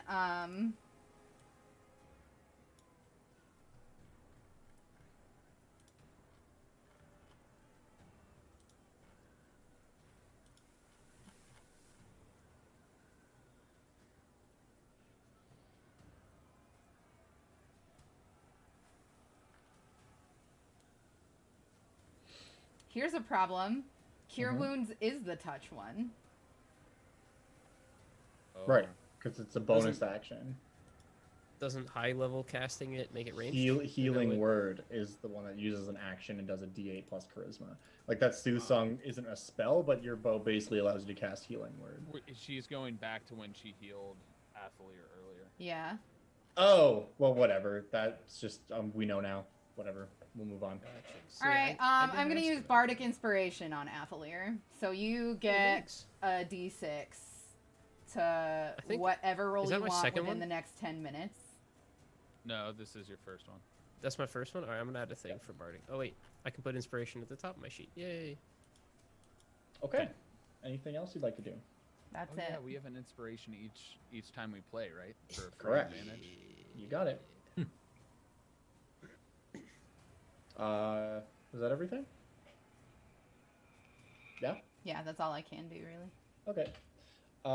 Riga's gonna come up. He's gonna maul someone to death with his Boom. hooves. He's gonna try. Oh my god, dude. Yeah, This he's guy- okay. Dude, that guy He's is pretty good. OP. He rolls so well. He's Always taking rolls all I the s- good rolls. I'm gonna be honest with you, I don't know if he's attacking with advantage or disadvantage right now. I have no idea. Yeah. He's just attacking at normal, so I'm just going by the first roll, but it doesn't matter because Okay. it's just fucking, It doesn't matter, yeah. He's roll like his attack is a D10 plus strength. Like it Why does it roll twice? because he can attack with his hooves and his pike. No, each roll is you're rolling twice. Yeah, I just have the NPC, some of them set to Oh, default at so advantage. it's just And I just take the first roll unless they actually have advantage or That's disadvantage. fair. That's fair. But yeah. Anyways, he's gonna take 27 damage, dude. Jeez, This shit Louise. is ridiculous. That man is destroying minotaurs right now. He's doing a good job over there. Garanoth is going to steady himself and charge at you, Garanoth. Or Asatoro. He's Garanoth. Gonna try to gore you. Cool, bring it. Your AC is 16. Oh my god, he misses. What's up, Vigo? Well, You don't- muted, you're Russ. Embarrassing, dude. Imagine Oops. being muted. Oh, sorry. Couldn't be me. Wolves. I'm just gonna have to stab the minotaur in front of me. Yeah. Stabby ass. That's a hit. Hey, there you go. Kill him. Do it.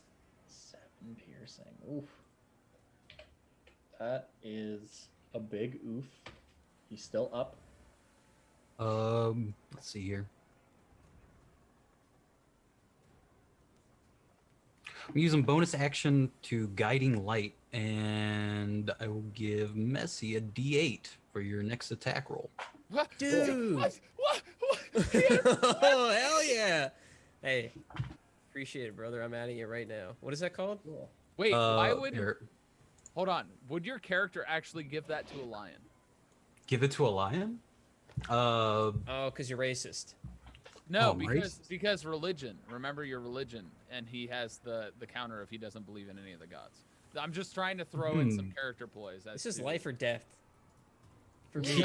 Because True. I'm just saying he has options of who he could give it to. He could give Oh, it yeah. to the satyr. He could give it to. I don't know, maybe the Minotaur would be cool. I mean, he might think your lack I of don't think religion. He he's might steal think my your one lack D8. Minotaur. He doesn't know the Minotaur. you might think your Only- lack of religion is trash, but this is a war. Rating Right. Right. I'm just saying if it would affect his character. That's all I'm asking. Can you put it in chat for me, though? While you think about it? Sure. just adding it to my Oh sheet wait, for future. wrong one. I Oh, think. you can do that? That's crazy. I know, right? There you go. Guide Uh, light. Oh. The raiding party's getting fucked up. I gotta help them. All right, so what do you yell over to him or do as to grant this D8? Lionel, steel yourself! And then I'll point my spear at him. And then the flowing magics. For sure. Okay. Asatoro. That was an amazing soundbite, by the way, Russ. I'm using. How fluffed up does my opponent look? Because I haven't hit him that hard. He's like, he doesn't look bloodied just yet. I'll put it that way, but he is definitely wounded. All right, I'm gonna use my inspiration and attack him with advantage instead of Yeah. using reckless attack right now. Sounds good. Fuck me. That is a miss. Well, I'll at least push him with my horns. Yeah, give her. He's not feared, is he? Okay, good. He is not afeared. Gosh darn it, that's a waste of. Is he inspiration. stuck in my 30-foot bubble also? No, he passed it. That's right. He Okay. passed it as well. He's yeah. passed everything I've thrown at him. Yeah, yeah. See, this is why I needed the D8. Fuck. You've been racking them all like every turn though. No, give him to Messi. Oh, whoever said that's right. So he has to make a strength save. Yes, he sure does. It's this one. He fails. Cool. Gets He's pushed back 10 feet. 10 feet. Isn't that what he's supposed to be good The at? Come on. direction of which where he's pushed. I believe it's 10 feet away from you. 10 feet, yeah, away from you. Dang. I really wish I could like take my horns and ram him to the side. Yeah. And flip him over the edge. That's the only real thing. Like with shoving and any type of push, it's usually away from you. I did allow Affler to throw that guy over the edge because he rolled a nat 20 on his strength check to try to do it because he was doing it as Well, an also, attack. I wasn't pushing. I was trying to.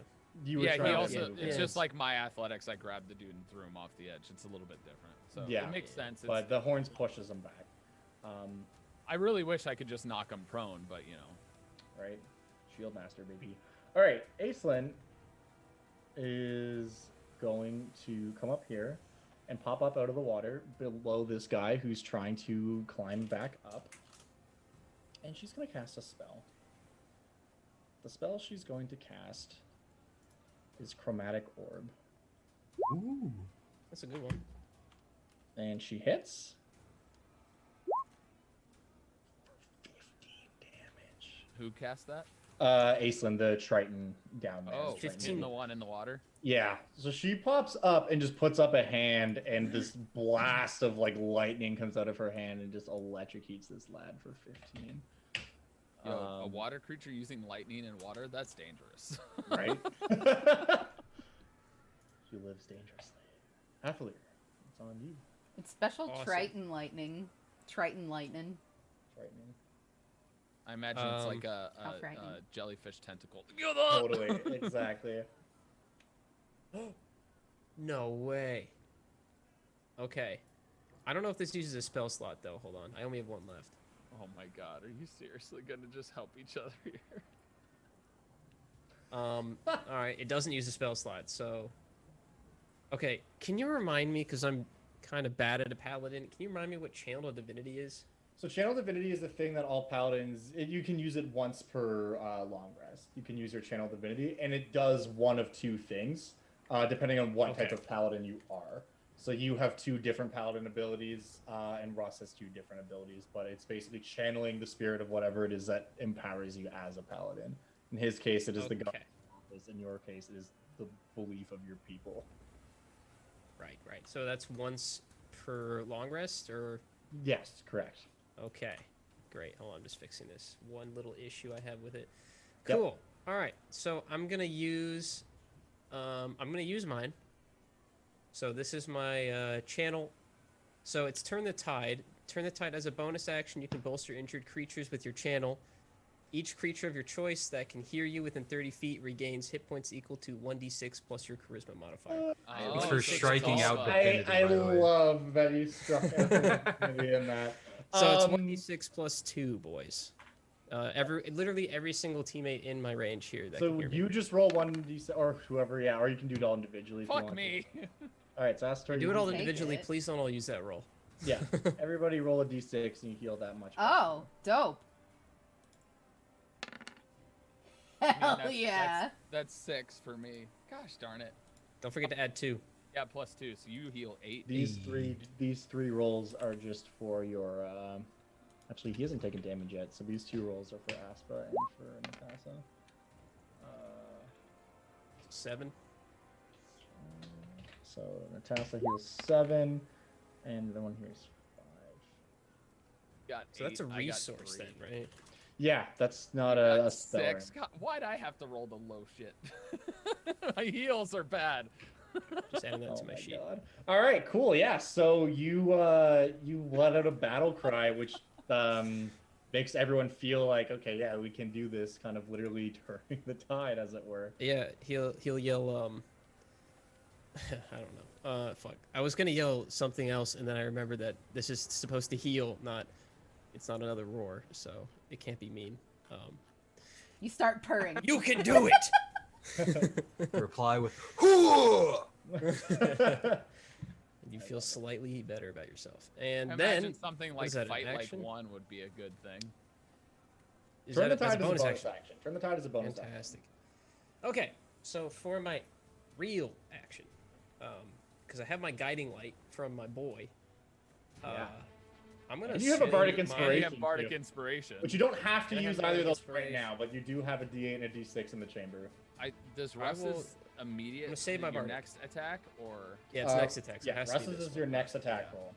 Bardic Inspiration? You know what? Let's go all out then. I'll use my last spell slot right here. I'm gonna use Wrathful Smite. All right. So next hit is pretty good. All right. Psych. that- Guiding Light's that's that guy 1d8, up. right? Well, I'm scared. Guiding Light's 1d8. Yep. Channel Divinity. Yeah. So make your attack roll and you add a D8 to your attack roll. Yeah, I have it set, so it should do it. Let's see. Go. Come on. No. That's a It's a hit. 16. hit. Oh my god, I'm so glad I did that. 50. Okay, Yeah. so that's Wrathful Smite and And your regular weapon damage as well. my regular weapon, but it is a DC Jesus. 12, I guess. 18. So DC 12 for the fear. 16, 17. So he takes 18 damage. I mean, he's already scared, so it doesn't matter. And then, well, that ends at the end of this Oh, that turn. ended at the end of Yeah. my turn. Yeah, so this one restarts. So it. this does matter. It's I wisdom, mean, he's standing in right? front of me. But, yeah. Wait, when he was scared, wouldn't you have advantage on your attack or no? He's scared of you. Uh, It I'm ends not at the sure. End of his turn, Let me look that up real quick. Just in Does case. fear give advantage? because that on could attacks? allow you to roll the. You could potentially crit. It's more That's Frightened. true. I'd want to reroll. Frightened creature has disadvantage on ability checks and attack rolls while the source of its fear is within line of sight. The creature can't willingly move closer. So no, it gets disadvantage. Does not grant Okay, cool. you advantage. Okay, cool. But yeah, That's still so he fails the save this time around. That one is frightened of you again. As you just slam him with your maul. Is he alive? He's hanging on by a thread. Okay. Aspa is going to slash. Oh my god. Stealing all the crits I could possibly have. Wait, Boom. doesn't a this- crit give stealth? Yeah, Or give, it gives your sneak attack? her sneak attack, which procs twice because it's a crit. Well, here's my question: Why'd she roll? Oh with my advantage? god. All Why'd she she roll does with is advantage? crit. No more. Because it was- they I- didn't turn again, into the attack NPC her, right? I just have them set to advantage, and I'm just Oh, using okay. the first number. Take Okay. the first one. Yeah. So like if that 27 had been on the other side, she would have got the 9. But Gotcha. I'm Yeah, I'm just just using the I'm letter. just questioning because it's like, wait, what? yeah, sorry if Trying that's to confusing. understand. Yeah, but yeah, no. So that's 19 for 25. Damn, yeah, this is. She just fucking stabbed. Is he okay? No. I mean, he's she deceased. critted on Was him that- twice, so. Was that a non-lethal 25? Oh no, she just literally like slits the man's throat. Okay. He is not okay. It is. Oh, wait. Hey, real quick. Sorry. Trying to Yeah. just cover my tracks here. Turn the tide. Does that work on myself? Because I did not heal myself. Yeah, because it's each creature. Oh, I think it is. Each I mean- willing creature. That can hear you. So I yeah, can hear you. So as long as I'm not That- mute, that as long includes as I'm you. not deaf. All right. that includes you. 5. You are Yes. the creature that I can hear. I feel the tide turning. Gosh. All right, Natasha, just make a spear attack. And do it up. Please. style. I'm the only person who hasn't killed anybody. I haven't killed I haven't anybody. killed anyone. I haven't killed anyone.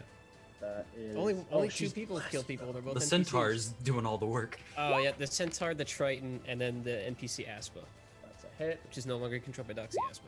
why the D4? Because she's Oh, and this blessed. Did we bless again?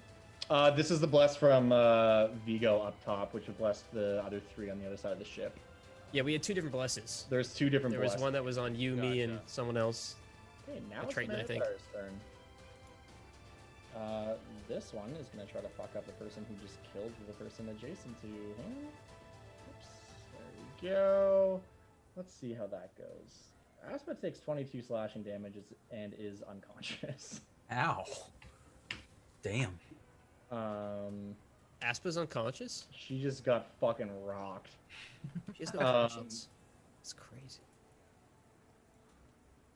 The Minotaur in Gotta front save her, of Tyler. you is going to try to attack you with disadvantage because he's afeared. Yeah. And My he AC's 21. misses. He messes big style. This one is going to attack. He's going to finish climbing up here and is going to try and attack you. Fuck. What's your AC? 21? Yeah, that's a miss. 21. Yeah. This Minotaur up here is going to attack Natasha, Reaction time. and he hits her. You can take your reaction to try and hit him back as he does so. Mean man, stop it. Oh my god. Yeah, roll that damage. Oh, Halt. hell yeah. Are you smiting him? Just. I mean, I got 1 spell slot left. Might as well. Actually, no. I'll hold on to it. Never Okay, mind. okay. So he strikes at Natasha for a good hit, and then you just fucking will use that moment to reach out and stab at him. The one. Mr. DM, Yep. I just realized I never rolled any kind of Constitution save on my Shield of Faith concentration. Why don't you go ahead and roll that Oh. now? I forgot about that. What is it? That's a con save, right? It's a Making con sure? save, yep. And you have to beat a 10. Okay, you did not beat a 10. It would have dropped the last time you Wait, got wait. hit. Bardic Inspiration. Yeah, you can use it on this. It's a saving throw.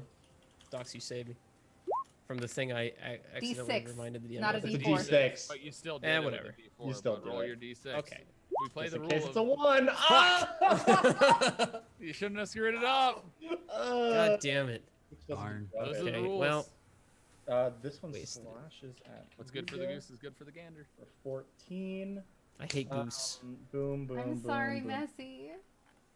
This one is It's my fault. I told him. I told him myself. going to shoot at the centaur this time. And he hits his ace. It's got a wide back end.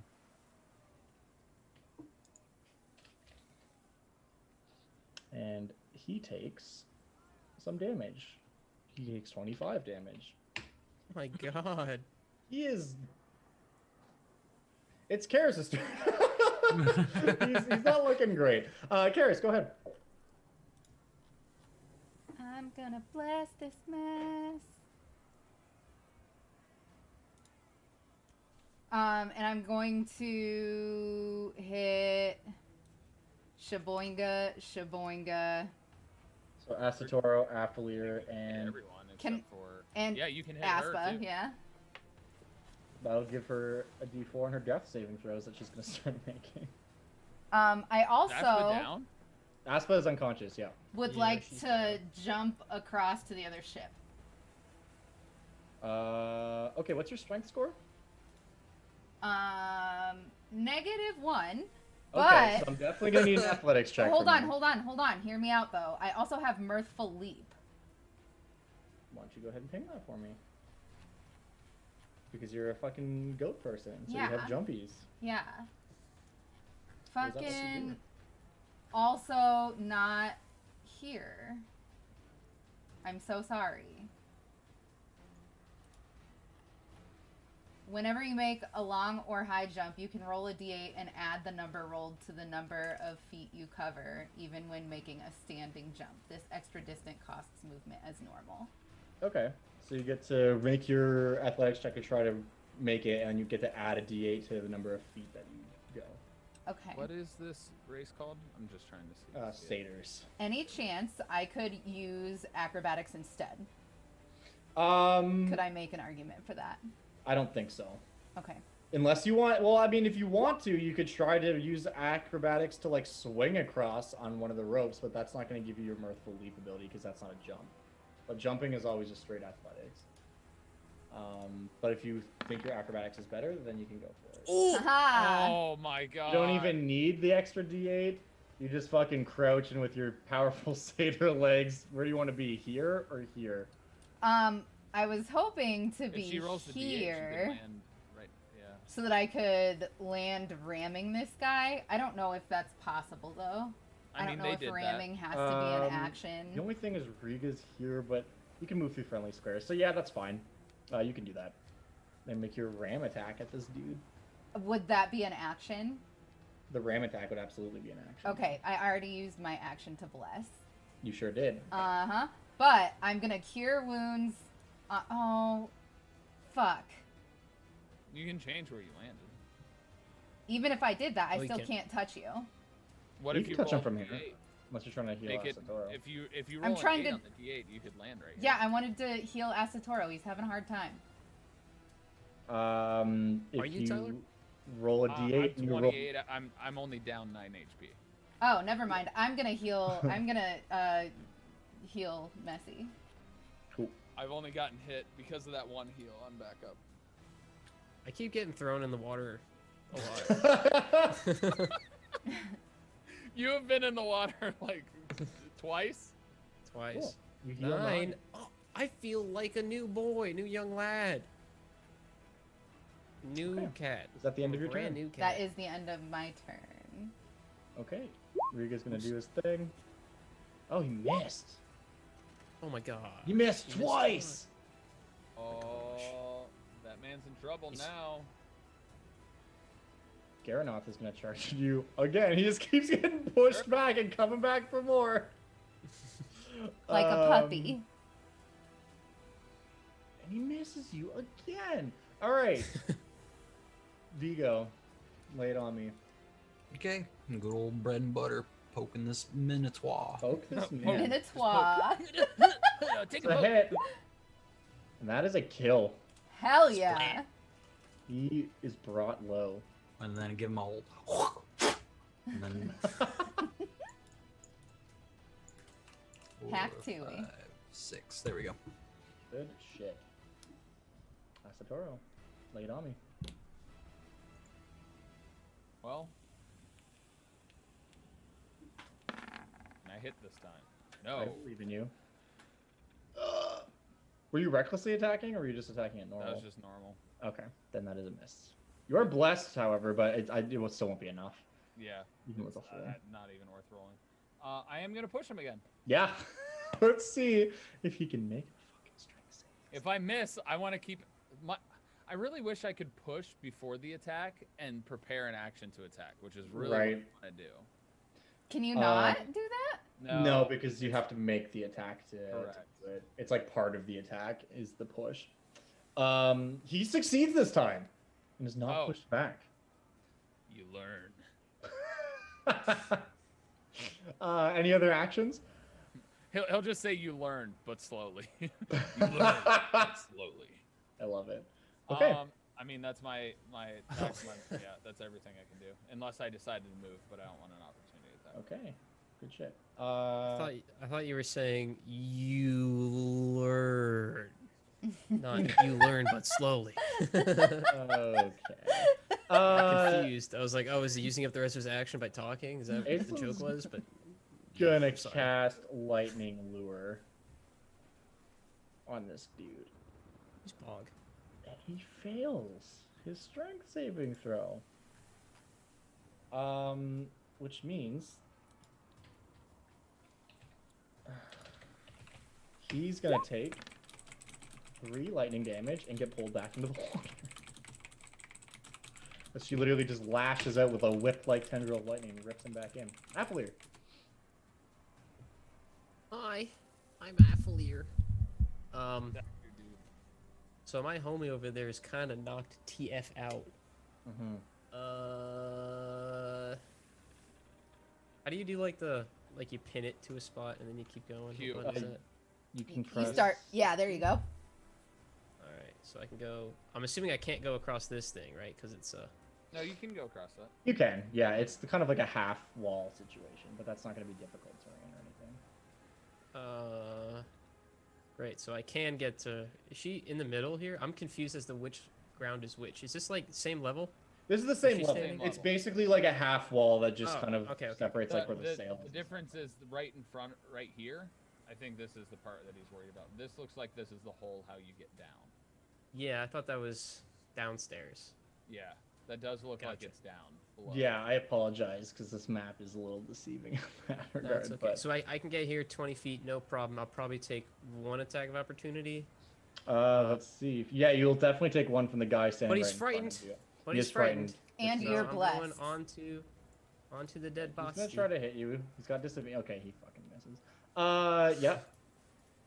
And lay on hands. Cool. How much are you healing her for? How much do they do on a hit?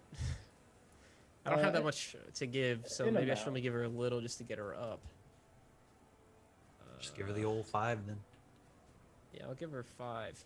Do Okay. you sacrifice your own life to do that? It's like a pool. He has 15 points of lay on hands, and you can divide up as much as you want. You just have to touch someone, and it's an action. Here it is. So he could give her Nice. between 1 and 15 hit points back. So you lay a hand on her and restore 5 HP, and she comes to and just looks up to you and says, "Thank you." I have a bonus, Yep. which I don't. Oh, well, I could. Nah, that's dumb.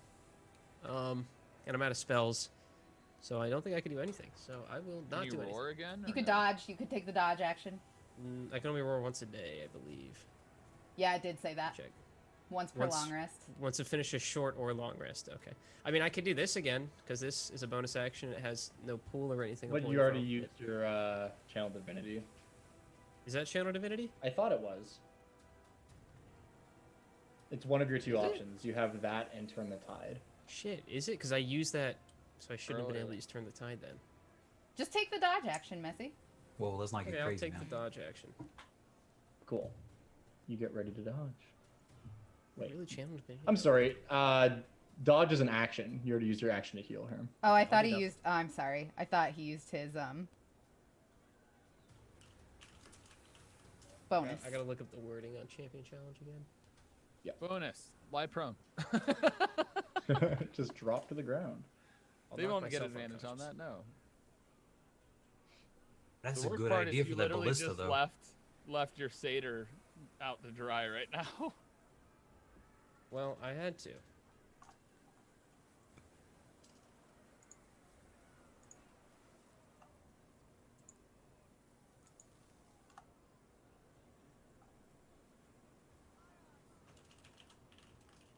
So no other actions from you? No, that's it. Okay. Aspa is gonna get up and fucking stab this dude, or try to. In all fairness, champion challenge didn't really do anything. Yeah. And that's a miss from She her. is Wait, blessed, she's though. blessed. She's blessed. If this hits a 4, then it's gonna connect. Here it comes. Oh! So close. And then since that missed with her offhand, she's gonna use her other dagger as her bonus action attack. That's a hit. Which means she gets. Wow. Yeah, did pretty good well. for her. The sneak Oh, attack she is gets sneak Carmo. because there's another combatant right there. You're right. Exactly, because someone else is adjacent. 12. Alright. Natasha's gonna come over here and chuck her spear at this dude on the side of the ship. Ooh, how hard is that going to be with a friendly in the way? Is that Well, cover? she's like shooting down, and Aislin's like in the water, and this dude is. Oh, like, I right thought it was above. here. Yeah, it's kind of hard to here. tell because we don't have like a 3D component. Yeah, it's but- that one, not this one. Yeah, sorry, yeah, the guy on the side of the other ship, and that's a hit from her. Good job. And boom, 10 damage, and then again with her bonus action, she makes that spear reappear back in her hand. It's the Minotaur's turn. Okay, so this guy is frightened of you, so he's gonna attack you, Karis. You got a great axe coming your way, and he misses, just barely. Thank The goodness. guy beneath Riga is I'm gonna wuss-tastic. attack him. Ooh, reaction. You get your reaction, yeah.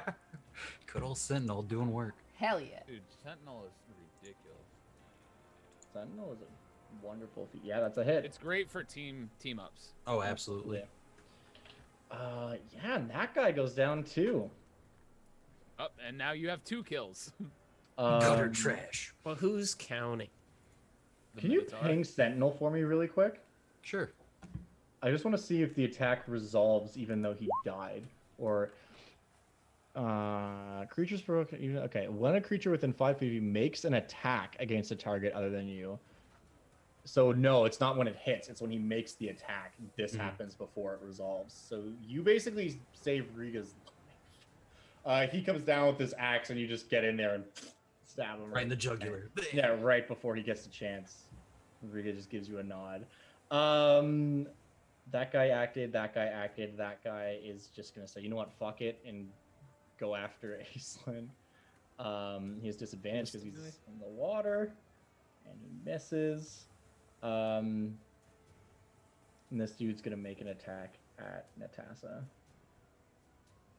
And misses with the jab, or with the ballista. Okay.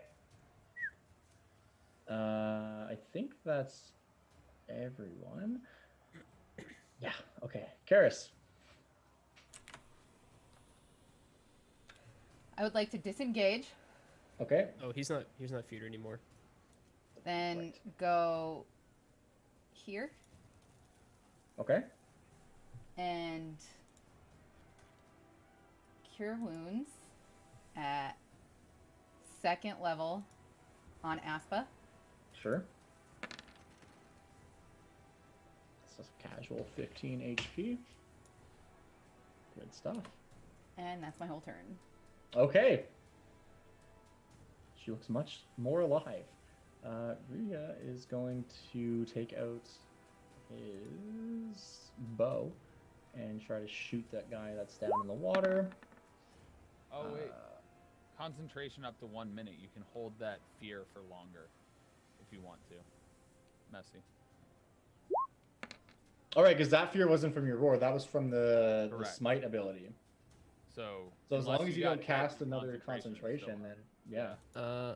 I don't have any spell slots. So Does the that way matter? concentration works, no. So concentration, basically, if you cast a Okay. spell with concentration, it lasts the duration. But if you take damage, you have to make a constitution check to see if you maintain focus on the spell. Or if right? you go down, it just Or if you automatically go stops.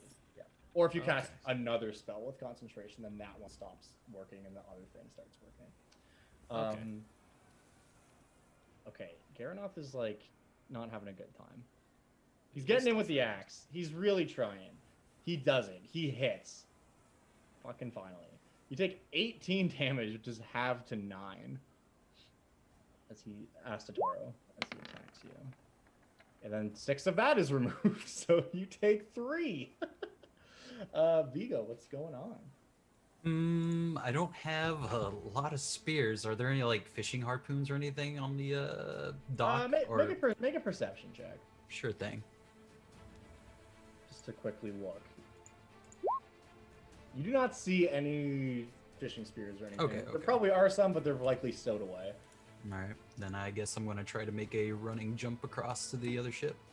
Yeah, what's your strength score? 2. Okay. Make an athletics check. You should be fine getting across if this is Let's Heavy hope. armor. Yeah. That's the problem. Get it.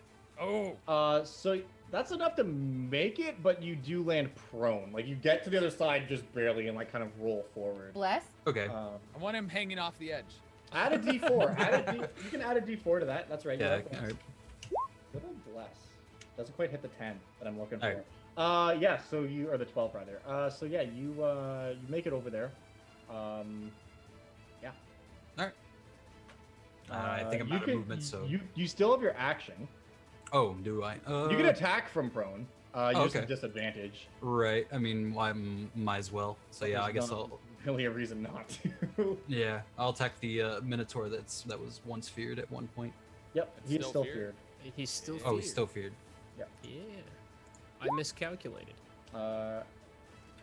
You have bless, but I don't think it's gonna make a difference here. Right. Okay. You can bless every roll. That's insane. Yeah, it's literally every attack roll and skill check you make, you're just blessed. It automatically happens to get the crazy. D4. Bless is a very good spell. Astatoro.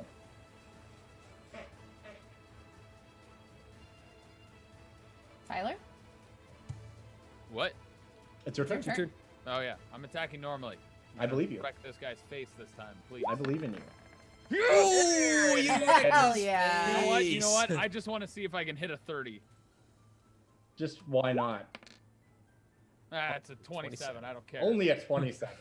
But that's Damn. certainly a crit. And there's the big damage I was looking Oh, for. baby. Mom, 20 get the damage. camera. 28 Mom, damage. get the camera. Tell me 28. how you kill this man. I said you learn, but slowly.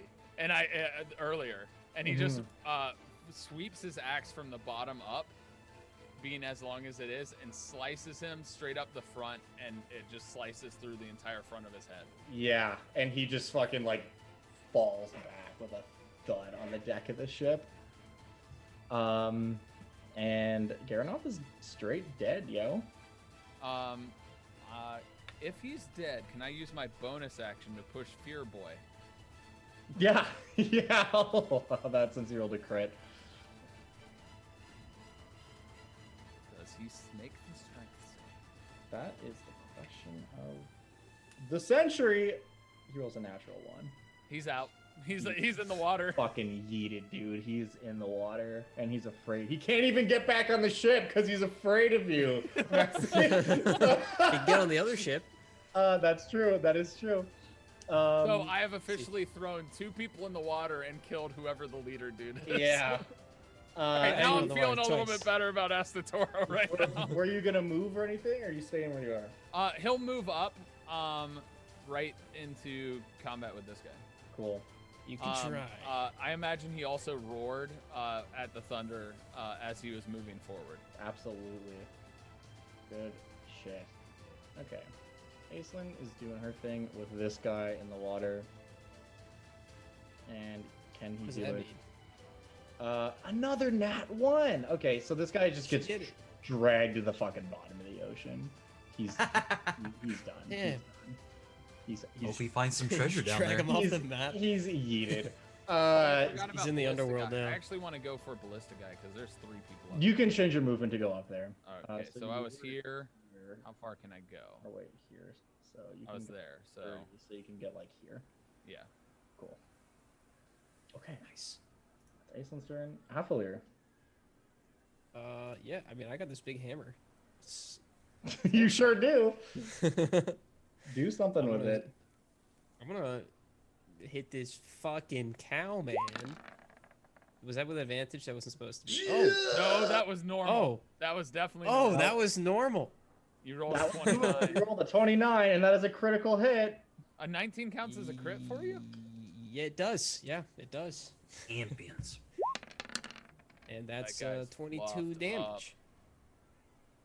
Is he Ooh. still alive? Or He crush also- his little baby skull in? He needs to make a con save for that. He's still alive? He might be. Oh my god. So literally, this guy drops. You have him at 3 hit points, but Okay, yeah, he's dead.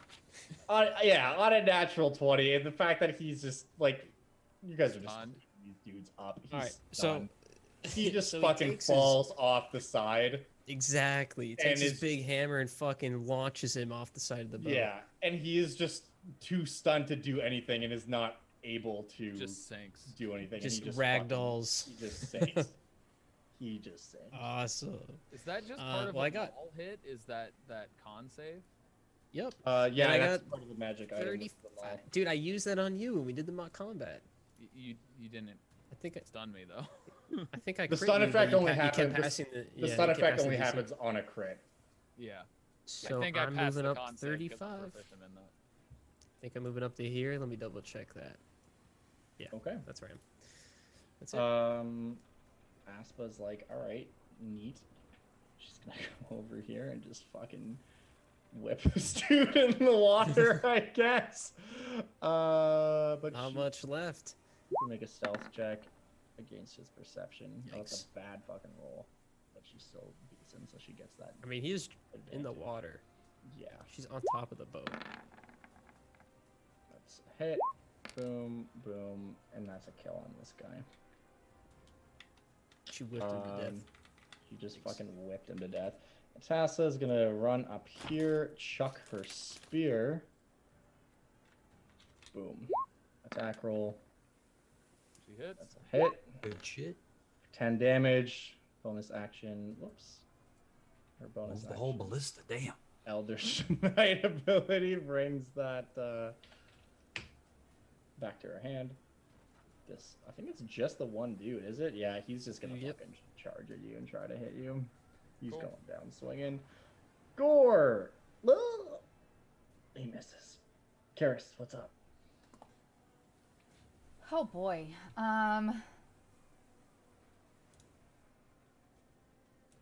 Snipe him. Yep, I'm gonna. How much cover does he get from me? I'm a pretty large dude. Not enough that it's gonna matter because it's only firing through one. Yeah, there's not two people in your way, so I won't give you disadvantage on this one. But that's a hit. 4 as well.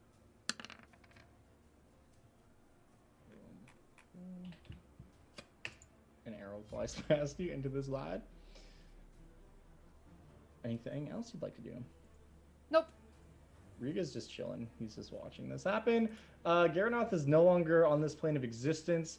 Vigo, what's up? I guess I'm Am I gonna allowed to dash. speak during this as a free action or no?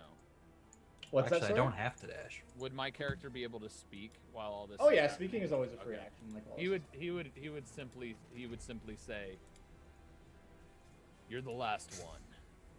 Do you want to remain a fool, or live to have a fighting chance at survival?" Make an intimidation check. You can roll with advantage because literally everyone else is dead. That's a good roll. Hold on, I have the bless as well. That's true. Beat that 20. Beat that 20. Yeah. Hell yeah. I just wanted to Time be plus known. 10. I rolled a wisdom save for him basically just to see like whether his resolve would be strengthened or not. And they have advantage against being intimidated because minotaurs are generally pretty scary. And he rolled 2 nat 1s. Oh, So you say this to this guy, and you just see him look at you, and he just drops his weapon, and is just like doesn't say anything. He looks somewhat ashamed of his choice, but he stops resisting.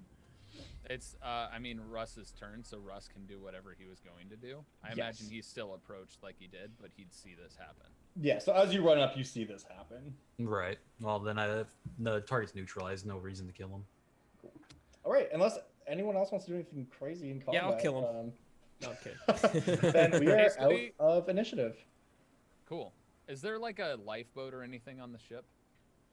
On this ship, yeah, there would be like a couple small lifeboats for sure. He would escort him to throw him in the water and throw the ship in the water. And So yeah, you just drag this guy over, throw him in the ocean, and then go and pick up one of these like 2-person like rowboats and just fucking biff Throw that down. yep. And he again doesn't say anything, just snorts, looks up at you, and just starts climbing into the fucking lifeboat. He has a fighting chance. The storm Yeah. probably won't let him live, but he has a And- fighting Hey. chance. Dex save to see if it flips on him while he's trying to get in it. Let's roll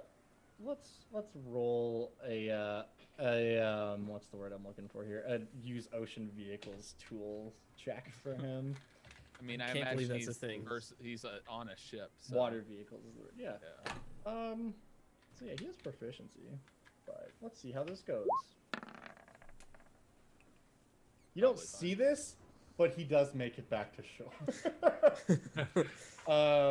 He starts rowing away. And As he What- leaves, You guys, Karis will yell, "Tell them to fear us." you guys very ever see cool. Shadow of Mordor? Like, or sorry, you ever played the game Shadow of Yeah. Mordor?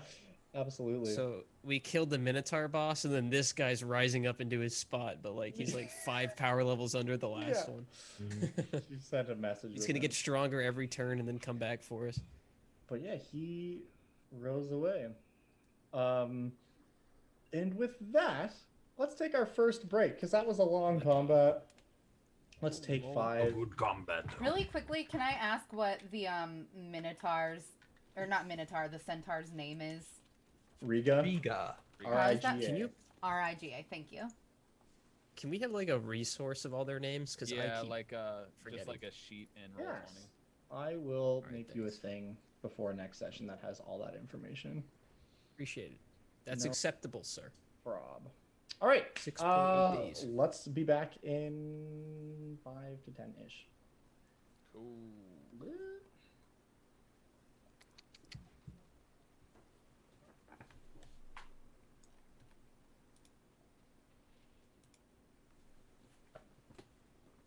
Okay.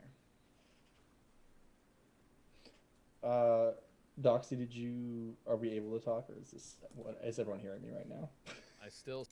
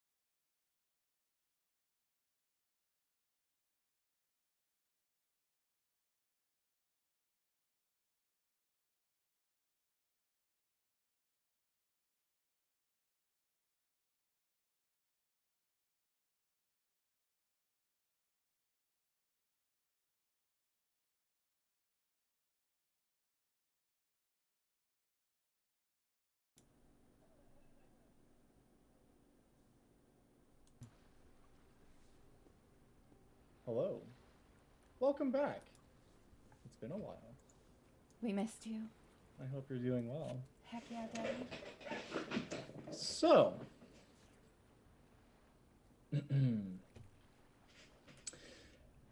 as the last of the Minotaur Now we got 2 boats. rows away on his pittance of a rowboat, a small mercy granted to him, you guys find yourselves on these 2 ships.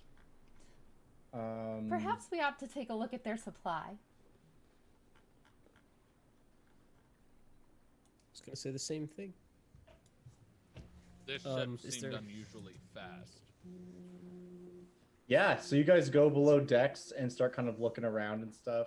And like Natasa would be especially checking like rigging and stuff because she is indeed a sailor. The ship is like empty. Like there is nothing in here. It looks as if this ship was basically just built or sent out to be as quick as possible. So it's more of the design than anything. It's the design and well, also it's Well, could also the I- fact that it's empty. Like there's the ship, like there's Oh. There's no no weight. rowers. There's there would have been rowers and stuff down here. Like the crew that attacked you would have been rowing the ship as well. Mm, okay. But there's like no supplies or anything really. And like the cots have all been like stripped out of here. Like basically anything that is not required to row here and try to kill you guys was taken out. Because likely the intent was to just take what was on the sun spear and use that to get back, like in terms of food and supplies and stuff. But this ship is stripped. The one thing on this ship that your ship does not have is the ballista that's at the front of it, which you could probably mount up and take if you wanted to. Other than that, this ship is actually like of inferior make to this one, to your ship. It's just was faster because there was so much less weight in it, basically. I would like to pull Vigo aside. Yes. What is it? I do think that the sitting emperor would rather enjoy a boat as a gift. Don't you? Yeah, I don't see the problem with that. Perhaps we can lower the anchor and leave it here, and on our return trip, bring it back with us. It's about to storm.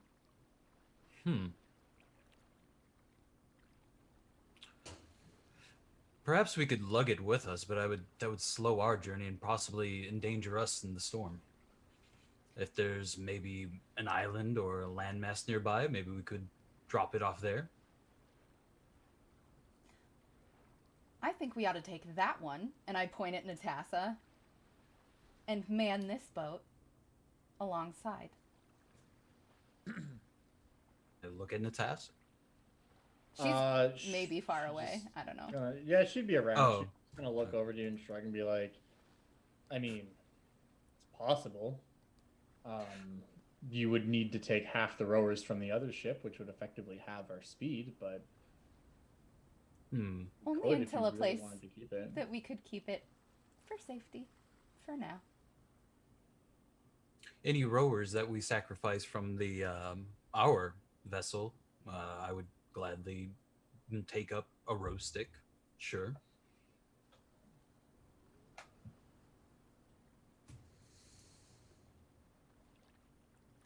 Well, as you guys are having this conversation, you just hear like a cry from the other ship of the captain, Captain Alexis, being like, "Oh, gods above." And like anyone up there would just see he's looking at like the gaping hole between the first and second deck that was made by that one ballista bolt that pinned one of the sailors to the bottom of the final deck from the top. And he's just like kind of standing around with a couple of other sailors, like trying to figure out like how we're gonna fix this and that kind of stuff. Right. I guess seeing that, turn to Karis and be like, it seems we may have to salvage this one to fix the damage they did to ours. Or take this one Take this one. and park the other. We don't even know the name of this boat. The other one's the Sun Spear, and I love spears. There's no way I'm going to leave that behind. The other boat is also like, and Karis, you would know this. The other boat is like the main chartered ship of the Emperor. Like, it's his favorite boat, basically. And it's also faster than this one, albeit not when it's damaged. So basically, you guys have some options here. You can take both boats to a nearby island and try to repair the other boat and then leave that one there to get on the way back. You could probably just get away with salvaging the other boat on a nearby island and just completely abandoning it and hastening the repairs to the first ship. Or abandoning that ship and just taking this one, which would mean leaving the Sunsphere in the middle of the ocean. Astotoro, by the way, is just at the ballista. He's assessing the ballista. Yeah, for sure. You've definitely seen like hundreds of these things before. It is a pretty well-made ballista, you know. It's like bolted onto the ship itself to keep it steady, but of course, you could always remove it and bring it onto the other ship if you wanted to do so. Yeah, he's looking at the rigging to see if he personally could remove it with his smith. You could definitely remove it personally. Getting it to the other ship on the open water is going to be a bit more of a task, but if you guys were to beat both of them, it would be just a matter of like doing it. It wouldn't be that hard. Athalir, Yes. Vigo and I were just discussing. Should we take this boat with us? Or salvage it. It seems our boat did take some. The Sun Spear took some damage. How are your wounds, by the way?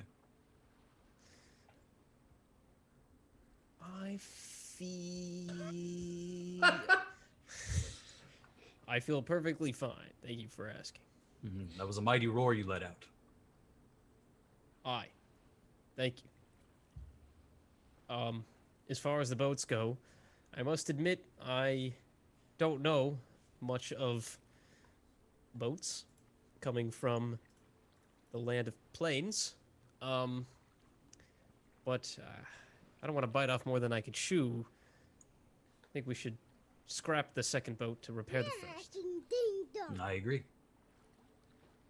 Right, then we sail it to an island. I imagine Astotoro walks down and says, "The ballista up there could be moved if we want to." Perfect. I think that'd be a great idea. And how do we get it across? Have to Well, head to we would land. do that at the island. Sure, yeah, that makes sense. Shame to waste a piece of armory that's well made. I suppose the captain would know the water's best here. Maybe he would know of a landmass near. Can possibly get rid of these bodies while we're at it, or give them a seize parting gift. The fish sound hungry. How do minotaurs do their burial? Do they do burial at sea? Karis just starts kicking them over the side. Here's a great thing for you to know. Burial is done. It's done differently in different cultures. Like Minotaur typically like inter their buried in like kind of like stone built like tombs that kind of like are like towers, and like in Akros they typically like what's the word I'm looking for?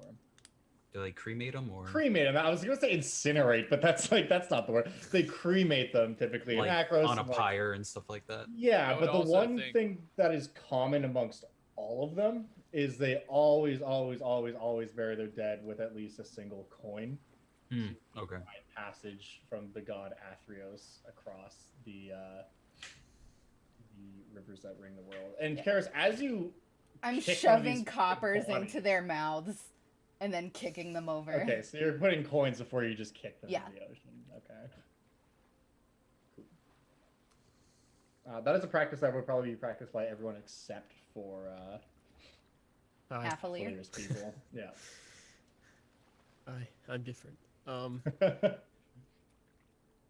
think while we're sailing to the Islands, right? Did anyone else have anything to do between us leaving and That's us the plan. arriving? Like, are you guys just approaching the captain and telling him that that's what you want to do? Yeah. Cool. I think Yeah, I think we're so. all He, collective to. He kind of looks at you guys and says, okay, well, I'll have half the men go over there. We'll bring these two keeps to a nearby landmass, and then he like kind of goes into his cabin, like leaving the door open for you guys to follow him in. And he's like checking charts and stuff like that. As Satoru is gonna ask any of our comrades, the champions, who here's used a ballista before? Who has used a ballista before? I look back and forth between the ballista and heartstring, and I'm like, I just got this. A The giant bow? only person here who has probably used a ballista before is likely to be Vigo, I think, because you were in like the military for a while, Right. and these What would about be like mounted on the walls of like fortresses and stuff, especially near the places where you were stationed, near the borders of where like the Cyclops lands and stuff are. So you would definitely have used a ballista before.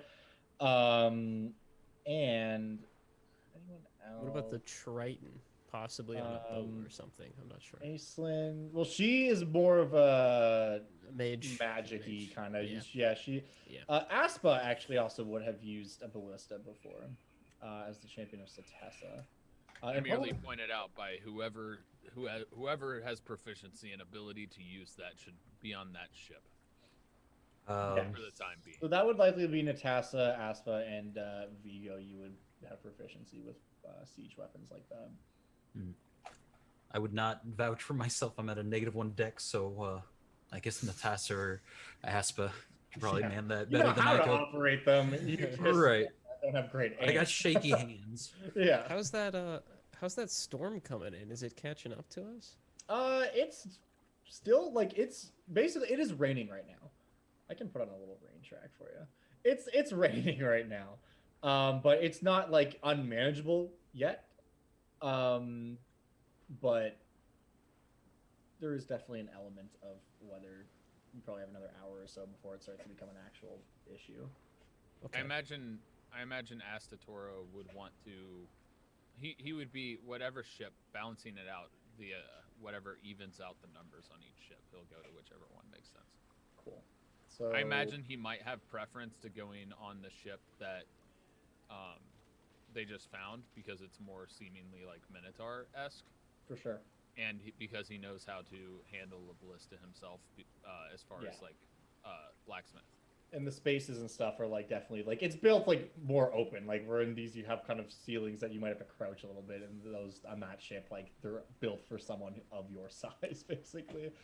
But yeah, so what's the split here? So on the Sun Spear and on this unnamed Minotaur ship, on this other ship we have Natassa and Aspa are going over there. Natassa's going to be navigating because she's the only other person on this ship aside from the captain who actually has like proficiency with navigation tools and stuff.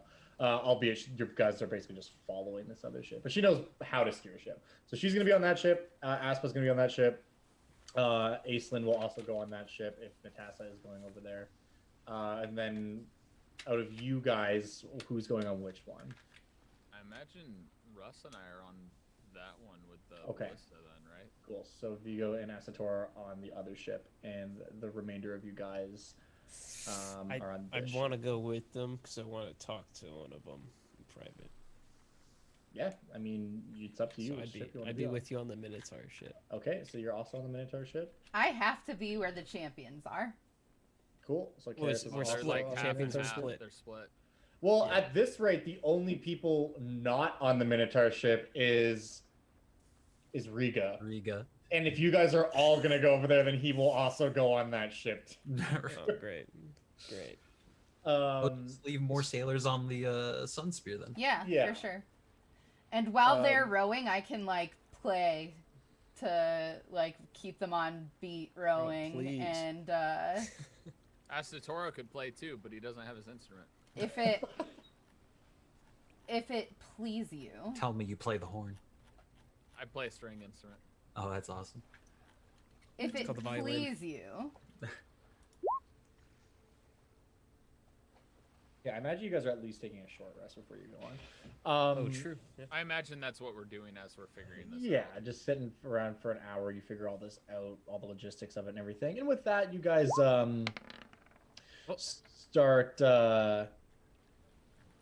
start Add 1d6 to that, I guess. heading off. And Captain Alexis, he will inform you guys like that the nearest island that they can go to, which again, the Dakar Isles are very difficult to chart through because they kind of like move around and are often not in the same place that they were before. But a lot of that is done by celestial navigation. He just explains, like, he would explain this to Natasha, but you guys would overhear this, that up in the Nyx there is like a brilliant green star, and under that he knows there is the island of Ponos is directly underneath that. So that is where he is heading. And that's where the other ship's headed as well. So, go ahead. I would like to approach Vigo while we're listening to this beautiful serenade. Sitting next to him, rowing. Yeah. Vigo, I wanted to speak to you about what you did during that fight. I felt a divine presence near me during combat after you shouted at me. Was that your doing? Oh yes, that was Clothes's will. My goddess saw that it was not your time. I would. I don't mean to be rude, but I would prefer if you did not place divine beings around or within me from now on. I wish I could respect your wish, but sadly it is my goddess's will that I actually do the things I do. All the motions are guided by her. So to defy your wish would be to defy my goddess's wish. I see. Well, don't be disappointed if next time it doesn't work. He'll just nod. I understand. I understand. Thank you. For Back to Rowan. I imagine you two are one side. I'm on the other. Yeah. Now, Myself. could you please You're just get in the your middle of the elbows ship out doing my that. square? Like sitting in the middle, yeah. So on that note, you guys have about a day and a half of downtime. Is there anything anyone wants to do specifically during this time? You get a full rest at the first night, so you can restore your HP and all that good stuff. Is there anything you guys want to do during this time, or are we just gonna kind of pass it? I was gonna say, if we're in the storm, Astatoro would want to be on top of the deck. Yeah, so I mean, definitely you have skilled navigators on either ship, so it's not a storm that's really bad enough that it's going to cause too much problems for you guys just trying to get to this island. But there is definitely a point where you're like in it, and they like drop the sails, and it's like, or they raise the sails rather, and it's like, let's be careful for a little bit here, and you're just kind of are in the center of a storm. The waves themselves seem weirdly calm despite what's happening in the sky. But there's definitely like big storm clouds and rumbling thunder and lightning and stuff. If anyone sees that, you just see Astatoro every time thunder roars. He raises his axe in the air and roars back at it. Absolutely. And you would see this, everyone would hear this happen like probably a couple dozen times during the first day of travel. I would like to approach and ask him, Astatoro, what are you shouting at? Trying Why to are you remember my god's yelling? name because I don't have stuff open right now. Karanos is Karanos. Karanos calls to me, and I Yeah. answer his call. Why so viciously? Is it to show your bravery? Have you heard the roar of thunder? Yes, I've heard the boom, yes. One answers only with the same vigor. Respectable. I'll leave you to your praises then. And then he'll walk off. Karis will come up at that and say, "May I join you?" Absolutely. All are welcome. She will roar and dance in the storm with with Astatoro. Totally. as day fades into night after the first day, the storm secedes. Rest. You take your first long rest. For anyone looking up at the night sky, you would indeed see glimpses of Keranos, the god of storms, up in the Nyx. Only for mere moments at a time. But he definitely makes his presence known. I'll wave at him whenever I see him. Yeah, it's like just a picture that from fucking like God's POV. That's like looking down at a bunch of ants and one of the ants waves. It's like, that just you just wave at me. But yeah, and that closes our first day. The second day goes by with much the same kind of energy, although the weather is clear. And you find yourself approaching the island towards the end of this day.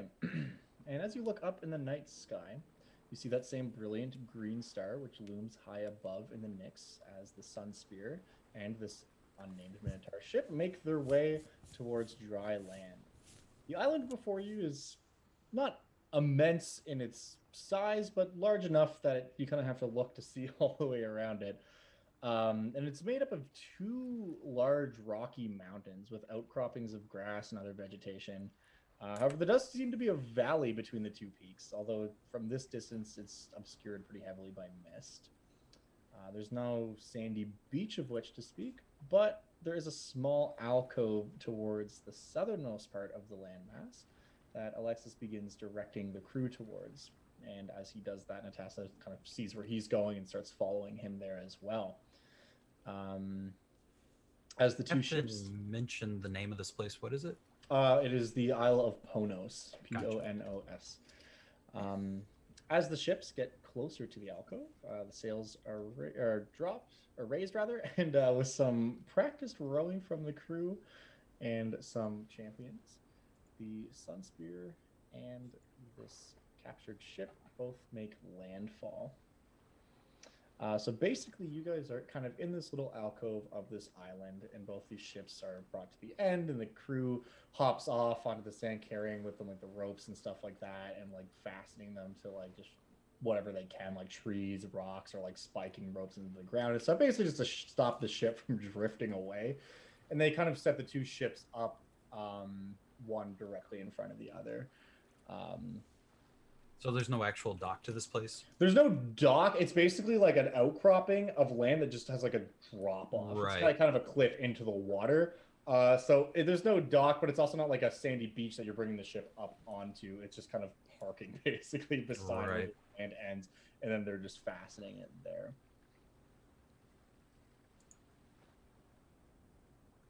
Yeah, so the crew gets off. And Captain Alexis basically just is directing people around. And I mean, you guys don't need to really set up a camp because you can sleep on the ships. But he's delegating tasks for like once the morning comes, what everyone is going to be doing in terms of work, like who's going to be.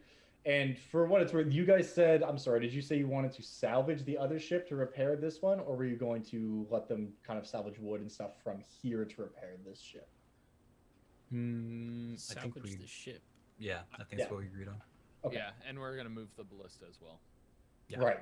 So in that case, what they're actually going to do is like, they will bring the ship up kind of around this outcropping to a point where there is a bit more of an incline, and actually bring it up like onto land, and then like fasten it from the front so that they can start hacking away and basically pulling it up further as they're like pulling off whatever wood and stuff they need. So they do that tonight, and then he gets everything directed, and basically you have a spot on this little island. Can I get a perception check from everybody? You sure can.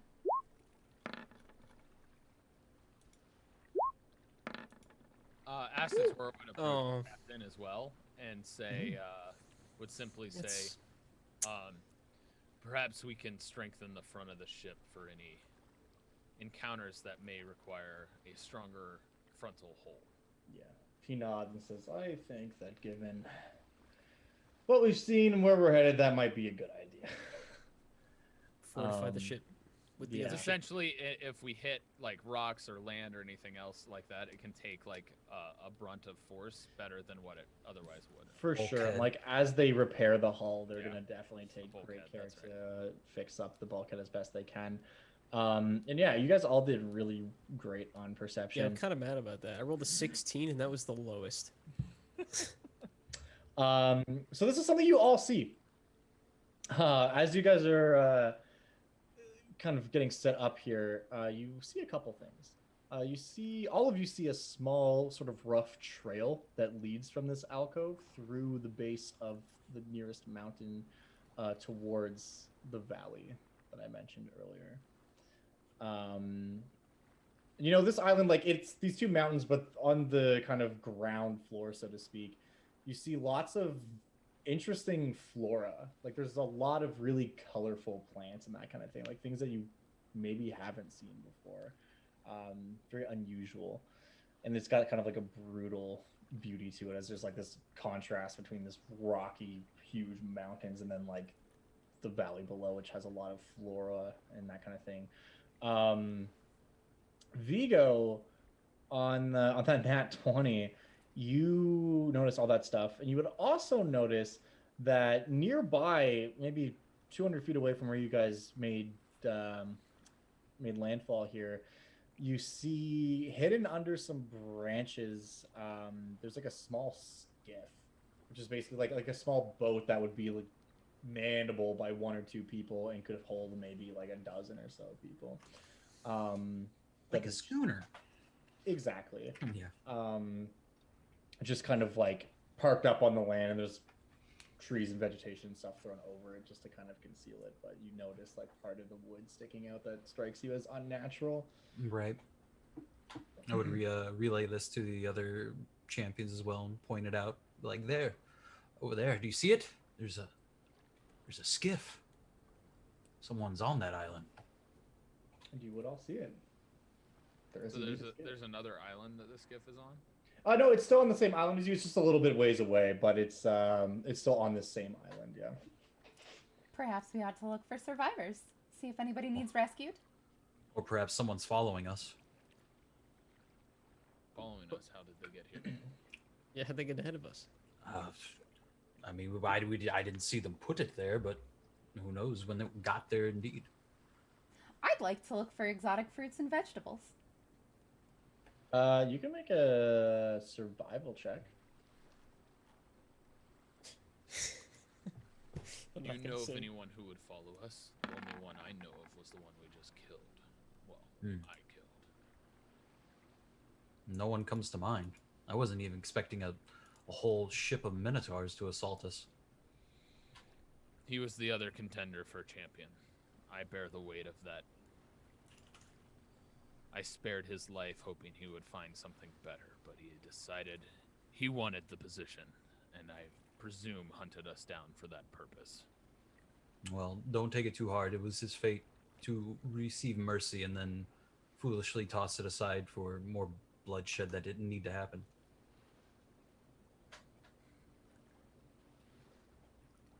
He would kind of Asatoro would probably like put his hand on your shoulder and say, "He did die a fool."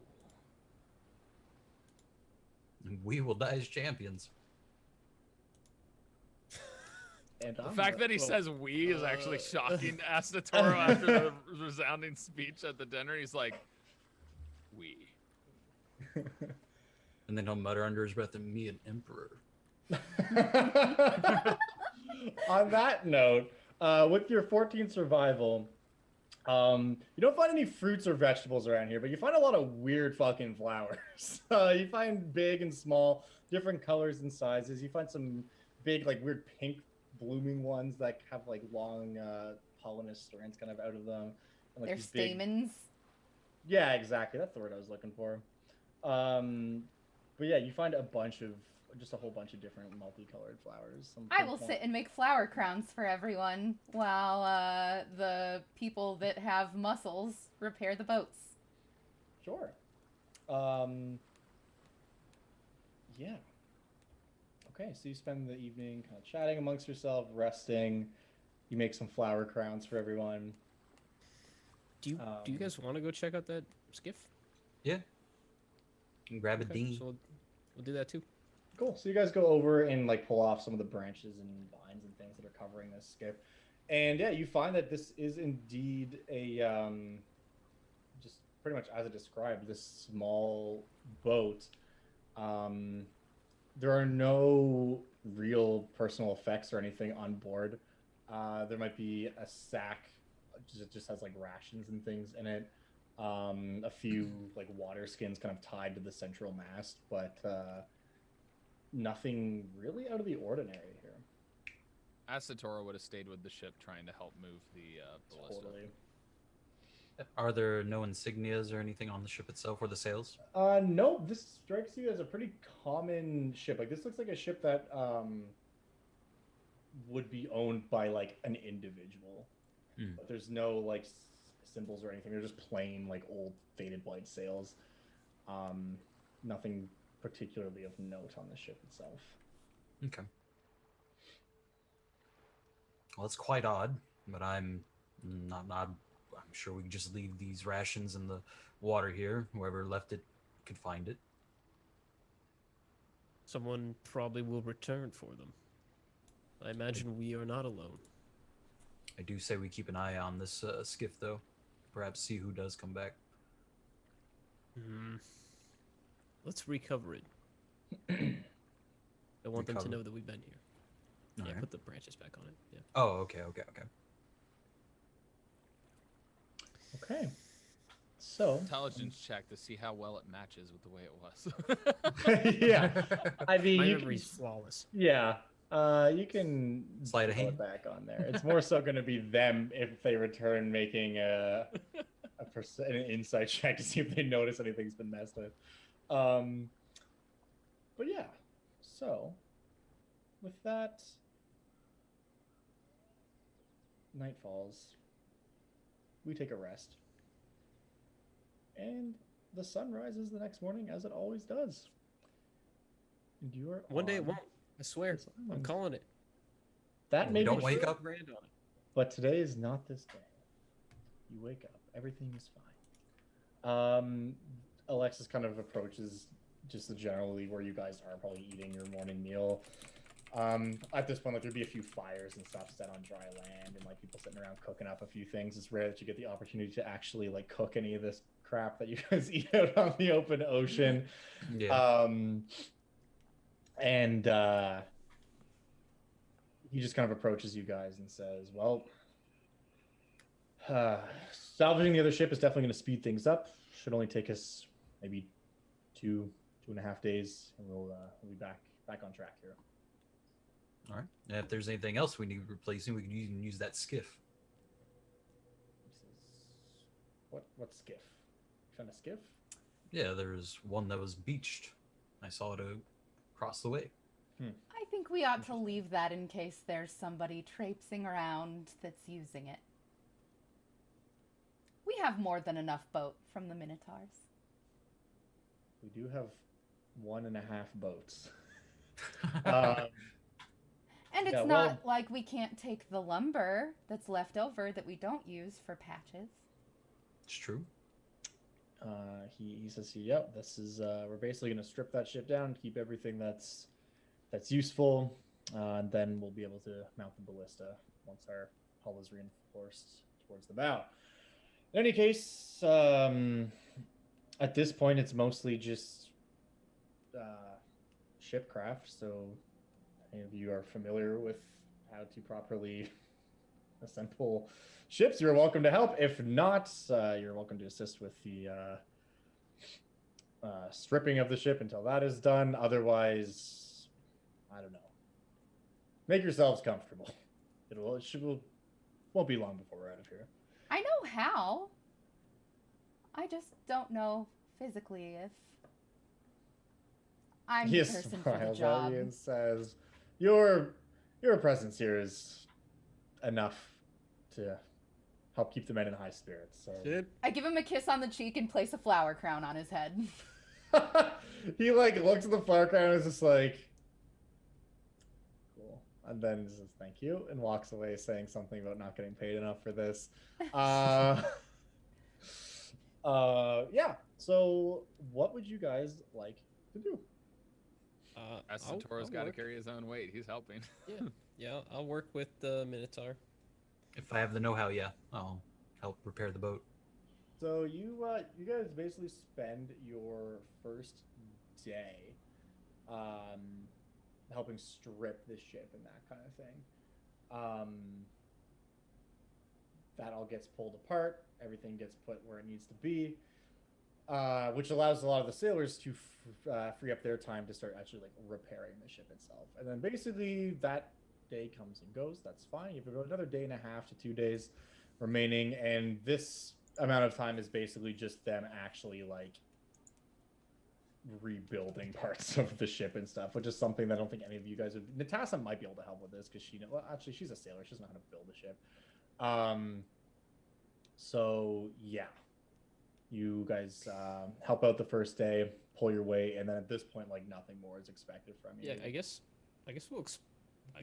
I'll explore the island. I don't know if you guys want to too, but there's nothing else to do. Maybe we can find out who owns that skiff. And I have presents for everyone. Uh-oh. As long as people stay and are here to protect the ship, I feel comfortable exploring. Yeah, I mean, Natasha will stick around because she, as a former sailor, actually might be able to be a little bit useful in terms of like with that. If she stays, Aislinn, the Triton lady, is definitely going to stay. Can I leave them my war horn? Or sorry, not my war horn, just my regular horn. So if anything happens, they can blow it. Totally, yeah. So the two of them will stay, and Riga and Aspo will both come with you Cool. to explore. And yeah, you just give the horn to them, and Aislinn says, "Thank you. Hopefully, we will not need this, but if we do, you will surely hear it." At least you have numbers. She says, "Oh, I have much more than mere numbers," and gives you like a wink. And we'll. Who was this? Which person? This was Aislinn, the Triton woman. Oh. As people disembark, Sure. I will lay flower crowns on their heads, except for with Riga, I made him a lay. Cool. And as Asatoro steps out, I hold up 2, and they go around his horns. Cool. As you do this, I mean, I can't speak for you guys, but for the NPCs that you do this with, Aspa just kind of like looks at you and it's just like, "Thank you," and just like keeps going. Riga takes a moment and he looks and says, "This is lovely. Thank you so much." And he like puts it on around his neck, and like you notice the other flowers and stuff that have been woven into his hair are like not deteriorating the way that they should be, really. And he puts this on his neck and just adds it to his collection of fucking flowers, I guess. And he clops off the ship and onto land. Asatoro, imagining that he would need to bend down for her to put this on, would probably. She's kind of tall. She's like 6'1". Not soon enough to bend down too much then. Not too much, yeah. The tallest Sylvan. Oh my god. How tall is my guy again? I forget. Hold on. Well, I'm a satyr. Satyrs are tall. 6'5". Yeah, 'cause I got those goat so horns. tall. I'm a manlet at like 5'9". So I imagine he would just kind of bow his head for you to put them on, not questioning or anything, and just be like, there's no reaction or thanks or anything. He just allows you to do it. Yeah. So with everyone fully decked out in some flowery attire, I guess we all just head through the path. I imagine we would grab a little bit of the rations from the ship. Oh yeah, definitely. Like you go, like they wouldn't let you go without like supplies. We could probably hunt too. Yeah, I've got my javelins. I'm versed in hunting. Doxy, when you put the flower crown on a Fallier's head, his ears would go flat and he'd like scrunch down. Like, what the fuck? And then he'd when he realized it's flowers, he'd be like, "Oh," and he'd just kind of straighten out and then walk away, but his ears are still flat back. Vigo would tap on his helmet and be like, I'm not sure if this is really gonna fit. Could you fashion it into a bracelet instead? She like Begging chooser. pulls 4 or 5 of the flowers out and refastens it and slips it over your hand. Perfect. Make sure it's on my shield arm. And then we go on. Glad they're That not way he touching can my see it. skin in case these flowers are poisonous or something. She has, and That's a you good notice she idea. has flowers all wrapped around her horns. Yeah. All poison ivy. As you make your way through this thick vegetation, probably having to pull out a short sword or a dagger here and there, or a giant axe to cut through some of the vines and whatnot that are just kind of overgrown most of this place. You catch the occasional glimpse between trees and vines of these grotesque statues like peeking through this ancient foliage. You see figures carved from old stone. There doesn't seem to be much of a common theme between them. Some are warriors, some are travelers, some are sailors, perhaps. But most are overgrown with vegetation, and all of which seem very old. Many of them have showing like cracks and signs of just wear through time. And can I get a religion check from everybody? No. Smile. Unless Nope. you just don't want to do a religion. I kind of just want to autofail. You can just not roll if you don't want to, if this is something you Yeah, I don't just like, wanna- know. Good. Cool. You have religion. I do not. I'm gonna make my daily roll real quick. I'm gonna hold on to Oh that. my god. Yeah, hold Hell on to yeah! that. Hold All on right. to that. Uh, Jesus. Okay, so yeah, you guys are looking, and it would actually be Karis who notices this. Many of these statues bear, whether it be kind of emblazoned into armor of some of the warriors, or maybe wearing like a pendant around their neck, or just whatever it may be. Many of them have symbols of the goddess Farrakha on their bodies. Farrakha, you would know, is the goddess of healing. She's also the goddess of poison and toxins, and she's also the goddess of Gorgons.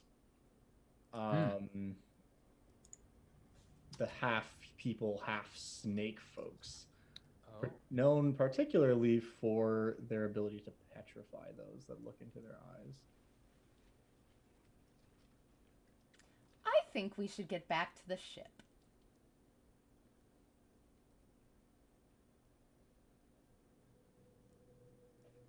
Perhaps we shouldn't be wearing these flowers either.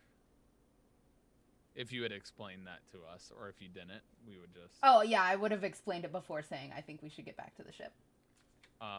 And he'll simply say, perhaps we should remove these flowers from us. I'm not going to. Can I make a nature roll to see if there's You can make a anything nature suspicious roll. or You can make a sinister nature with roll these with flowers? the flowers. Can I also? can we just... Yeah, Can I just divine sense, please? certainly. Your divine sense does not give you any sense that there's anything good nor evil nor undead or anything nearby at least. With your nature of 20, now that you're really thinking about it, you have a collection of flowers here, and all of them are useful and harmful in different ways.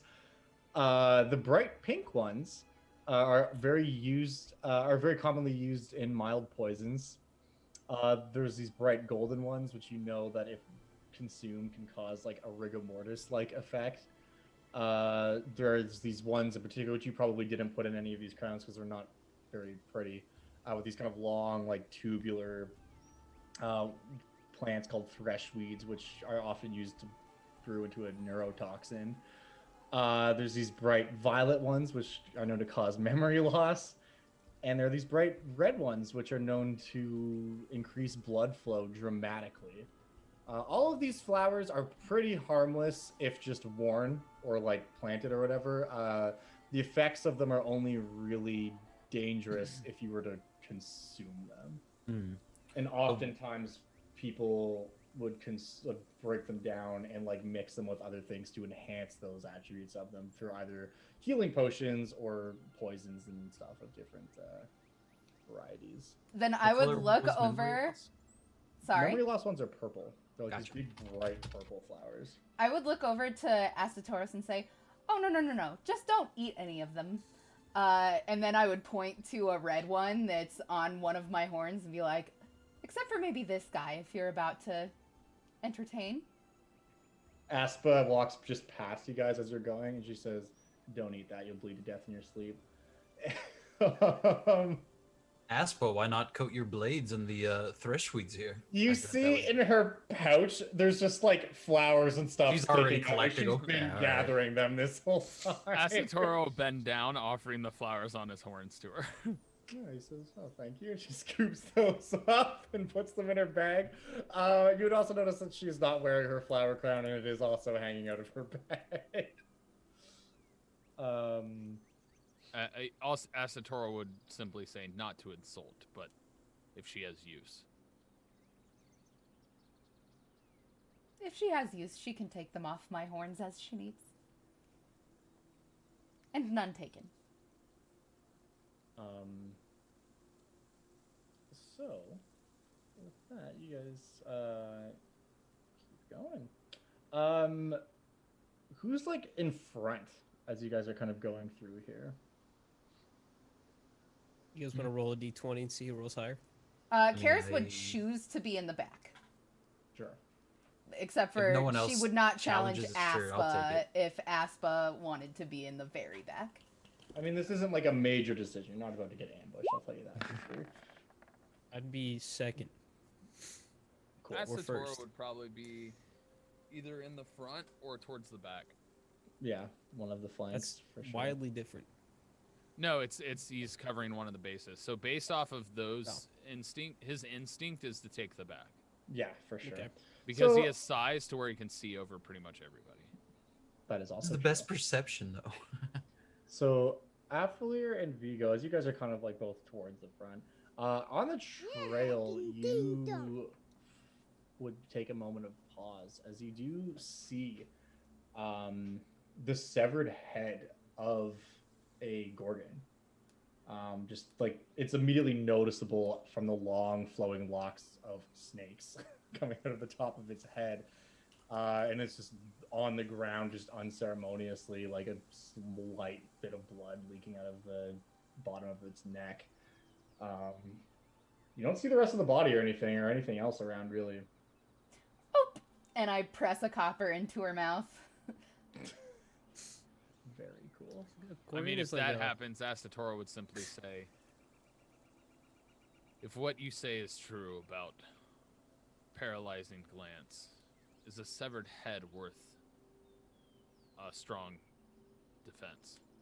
Not to speak in poetry, but You would know that amongst particularly powerful like Gorgon witches, like the severed head still retains some of that property, but just typically no. The magic of their stare is severed with the rest of their body. But some that are like if they are magically powerful enough, some of that lingers and can be used. Looking at this particular Gorgon's head, you do not get the impression that this one would be necessarily useful. I and just if that start was not, kicking a little hole into the dirt, like trying to get it big enough that I can bury this head. Is How, the head severed, or was it ripped off, or? Yeah. It looks clean, like a clean cut. And This was does it look definitely old? done by a bladed weapon. You can make a medicine check or investigation, whichever is better for you, to try to determine how old it is. 13. That's not bad. Yeah, so you definitely be able to tell that this was severed off by a bladed weapon. The head itself is not Yikes. skeletal, and it's not like completely rotted, but it's also is showing some signs of decay. So It's like, like congealing and stuff. like yeah, a- more than a few days, less than like between a couple days and like a week, roughly in that area. That's Could have been the work of our skiff friend. It's also hard to tell Assatora too would because help this is burying like it. a forest with insects and stuff, which also like enhance that process. So it could have been less time. It's hard to say. Assatora would be helping. I can't. What is the name again? Karis. Karis bury it. Yeah. Assuming there- that Karis knows that this is how they would want to be passed. Karis has no idea. He would assume, so he's Yeah. helping. Yeah. You're just making a roadside grave. So the Well, Gorgon's Karis body might is know. She not reads here. a lot. Should I roll something to see if I know? No religion. Sure. I guess now seeing the Gorgon head, it makes sense that when we saw all the statues. Yeah, You're not Karis sure. has no idea. She's just And- assuming that she doesn't see other dead Gorgons just laying around. So Also true. I mean, either way, Asatora's helping for thinking this is the ritual rite of Right. that they would want to be buried as. The body's not here, just the head. Just the head. I'm gonna look around for the body. Like depending on the way yeah, the head's laying, you I'm can make gonna a go perception towards its check. neck, For towards sure. its neck hole. You can make a perception check. I'm not very good at that. Oh, okay. That's not bad. 14. You take a minute while these guys are digging a hole for the body, or for the head rather, and look around. You don't find the body. You do find a couple little droplets of blood that probably leaked out of this head, which just kind of go down from the direction in which you guys are headed down this like beaten-in path. So wait, Okay, are we I'll not return to heading the back to group. the ship, or are we? I'm confused. I'll return to the group after I see that while they're burying the head and say, I found a trail. I think it died over there. And you'd point down the little path. Should we investigate further then? we could. It'll be dangerous. This is this a worthy task, or is this not worth our time and risk? I think this is more to satiate curiosity than anything. Well, one must be prepared and wise. This seems like a foolish endeavor. I will say that Gorgons do possess a certain value. So it's like a point system? So, something worth noting, by the way, just like in general in Theros, which is something that I mean, Karis would definitely be aware of. The Gorgons are not like monsters necessarily that just kill people on sight. They have this ability to turn people to stone, but like often temples of Farrakha, which people seek them out for healing and stuff like that. And the Gorgons who work as priestesses at said temples typically wear these like helmet type things that cover their eyes so they don't petrify people. But Farrakha again is also the god of like poison and toxins as well. So a lot of the times people who go to her temple seeking healing are often tasked with a test of some type. And whether or not they're able to succeed in that will determine whether or not the treatments they receive will poison or cure them. Which is pretty common practice. So Gorgons like have a society, like they have like cities and stuff. But they're a much smaller population. They're most often found working as oracles and stuff. Gonna make a So then Asatora would interpret it differently as whoever's killing them is probably the fool. Absolutely. So Asatora would then say, it seems a fool must pay his penance. We may be rewarded handsomely for helping the Gorgons. It's true. This could be even like a murder in their society. Maybe they don't know about it. Shall we Asatora stop starts burying marching the head ahead. then and bring it? Could be Maybe. evidence. Might want to wrap it up in maybe a sack or something. I don't think just showing up with the head of one of their people would be a great welcome. Agreed. All right. So I guess we're not burying it. I'll tear off Pull it out. a big part of my toga, which is wrapped around me several times, and just kind of fashion a little sack and hang it from the cords Like that a, hold. like a sling. Yeah. Certainly, yeah. So you're able to basically make a makeshift like sling. You wrap up this head in it. And you take this Gorgon head with you. That's you. You guys are continuing down the trail. I'm hearing that correctly? Yes. Yeah. As the Toro's at the front now. Okay, cool. So you guys, you head down. So I'll show you the path I found, and then we'll leave. Yeah. As you guys get through, you kind of come out on the other side of this mountain, and it starts to open up a little bit more. It's less of a linear path leading to the alcove where you were, and now you're kind of just like in more of an open forested area. And as you're going, shrouded in the mist of the valley, you come across the first sign of any real construction. You see the foundation of some ancient building. There's small remnants of its walls still clinging to the bricks below your feet, which you now look down, and based on the sound it makes, you realize you're stepping onto what was clearly a structure at some point.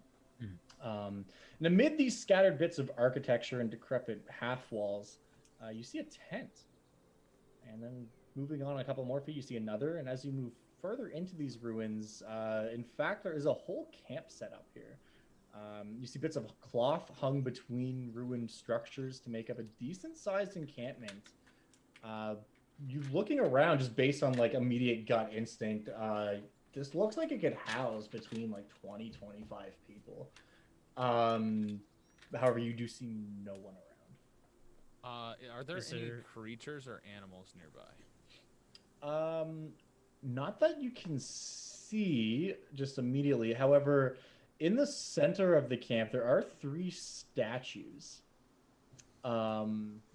Each of which appear as they look like warriors. And Vigo, you would recognize this immediately. They all bear symbols of Acroan descent. Like the rams and whatever. Yeah, these look like 3 Acroan, not necessarily hoplites, but like they bear symbols of Acros on their armor and stuff. So these don't strike you as like soldiers in the military per se, but I mean everyone in Acros was a soldier at one point.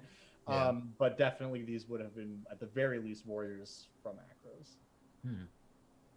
And if anyone wants, you can make me an investigation check.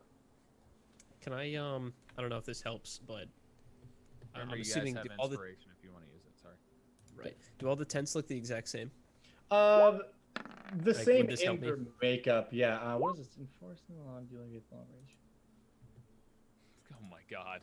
Oh, You got that would- oh another my 20, God. bro. You are a Love the 20 19, that machine, 20. dude. That's crazy. Yeah, that Watcher's Eye would definitely help you a little bit. It would immediately direct you towards one that looks a little bigger, which isn't so much a tent as it is like a cloth hung between 2 half walls here and like elevated up with a post with a table in the center of it. And you're like, okay, this clearly looks like it would be like a command tent or what the equivalent of I'd that. probably go there immediately then, while the Okay. others.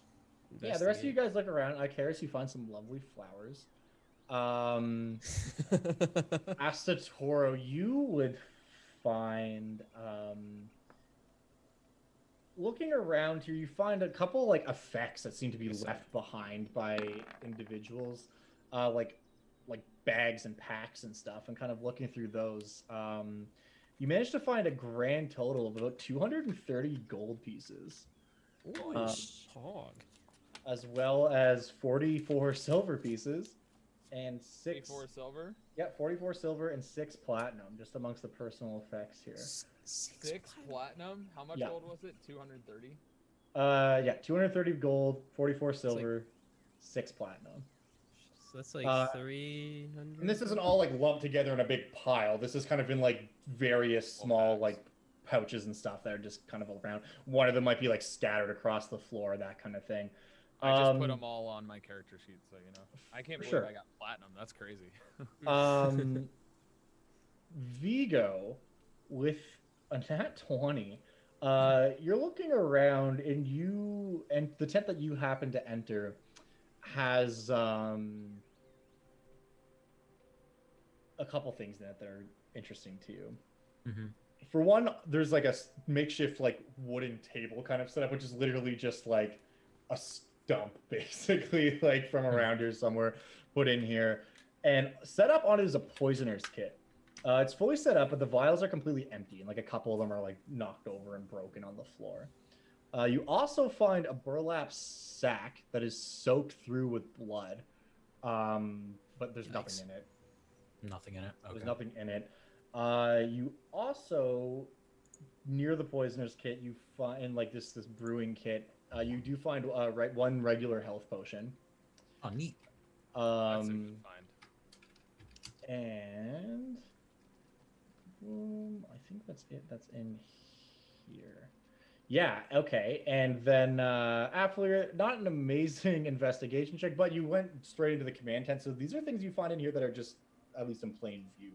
On the command tent itself, or on the table itself, that's kind of set up in here. There's all these like different like charts and stuff set up. It looked to you like sea charts. Kind of looking, they don't really mean anything to you, but it's very obviously maps of the ocean. It looks very similar to what like Alexis was using when he was charting your guys' course here. There's also 4 arrows that are just like neatly placed at one end of the table that have markings on them. And there's also a dagger that's just like jammed in the table on the side, and that is a +1 dagger. Oh, cool. I'll go straight to the maps actually, Yeah. and see if maybe there's a course plotted on it from whoever had these maps before, from where they. Yeah. Again, travel as someone who to and doesn't really from. have the knowledge of navigating the sea, you're not sure exactly what Yep. it means, but as someone who is an intelligent person, you can look at it and just be like, okay, I get this. It looks like there is like a drawn line from like here to here and like certain constellations marked and stuff. So it looks like whatever these maps were being used for, it's indicative of a place that someone was probably headed to. Does that look like this island? It does not look like this island. The place where the line starts looks like this island and is labeled Isle of Ponos, which you know is the name of this place. Oh, It looks like Okay. a course that's been plotted from here. I guess I'll roll it up and take it with me. And I guess that magic dagger too. I can probably find someone who needs it. Totally. Poisoner's kit's really cool. The health potion is nice. If you tell us about it, Messi, I would give you one of my scroll cases to keep the map in. Oh, perfect. Yeah, I'd Good come idea. out and look for you guys, looking around your You places. guys all just meet up back in the middle with like, look at the shit I found. Yeah, Yeah. I have Alright, 2 gang, split map up. or scroll cases, so by all means. All right. I have Astator one. probably wouldn't mention the money, but he'll say, I found some explorer's packs, but nothing of use on it aside from some gold. Thief. I would take the poisoner's kit and I guess had packed it all up and Yeah. lump it into Aspa's hands and be like, this is definitely for you. She just nods and says, "Can always use a second," and puts that bundle in with her effects and stuff. At this time, too, you would notice Riga kind of standing off to the side, and he's just looking, and he turns back to you guys, and it's just like puts a hand up to his lips. And you guys can all make perception checks if you would be so kind. I crouch and say Can I nothing. make a stealth instead? No. I mean, if you want to make stealth checks, we can do that too, but perception first to see if you see what it is that he is looking at. Hog. Everybody sees this except Karis. Everybody except Karis notices that, like, lurking just outside the edge of this camp, you see like some movement, and it appears to be a snake, a massive snake, about twice the size of the one that Vigo fought in the arena. Wonderful. Seem to be coming towards you, Son of but a it is bitch. there. And Vigo, actually, you rolled the highest. You noticed, you see the front of it, and it's kind of like curled up in on itself and then under a part of its body, and it's just like looking out at you guys, not really moving it, but just slowly shifting like snakes do. And its mouth opened just a little bit, and you can see this like poison leaking out of the, or venom rather, leaking out of the fangs. Wonderful. Assator is casting Speak with Animals. I love it. Okay, so what are you going to do? He's gonna cast Speak with Animals and say, I see you. Why are you here?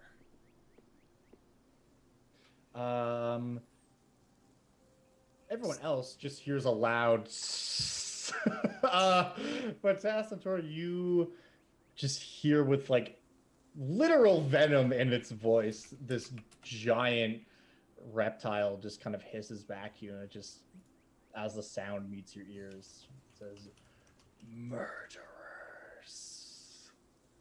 We did not kill. We are here to find the ones who did. You can roll persuasion with advantage.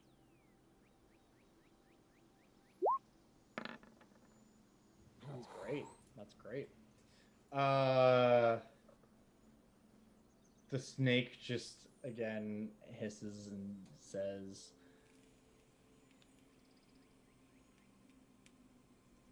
"Go to the temple, and you will see." And the rest of you just hear this like hissing, and Asator like kind of crouching down, and like this bestial tongue being spoken to this monster, and the snake just kind of like recoils back, and then just dissipates back into the forest. Guess in a whispery voice, Asatoro, what in the hells was that? I can speak with creatures of the wild. Part of living within it for much of my life. You're wild, dude. What did it have to say? Count yourselves lucky. It would have killed us all. What did it have to say? It called us murderers, and I told it we were not. And it believed me because it was true. Anything else? Aside from that, it seems it told us to head towards the temple. Towards it knows the we are temple. here to help. Which way's the temple? If you take a bit more time to kind of look around here, you would see this path that you were initially following that kind of led you into this massive clearing. The clearing starts to kind of taper out on the other end and does form into a path that, again, is clearly traveled. Like, it's easy enough to see, albeit it is in an overgrown forest. It's traveled enough that it's beaten down where it stands out to you. So it's logical to infer that it's probably that way. Makes sense to me. Again, Asatoro would simply say, allow me to lead. I was the one who could commune with the snake. Right behind you. Looks like you'll be our face. And I'll be Snake our butt. He'll say, hopefully it's one they don't consider a threat. You guys head off. Eventually, this path that you've been following now for quite some time, it leads you to what is a waterfall of fantastic size. You just see a great torrent of water flowing from some unseen mountaintop high above the mist that's created as it lands in this pool of crystal clear water at your feet. The path kind of brings you right to the edge of this pool, almost as if it's beckoning you in, but you don't see anything else around here.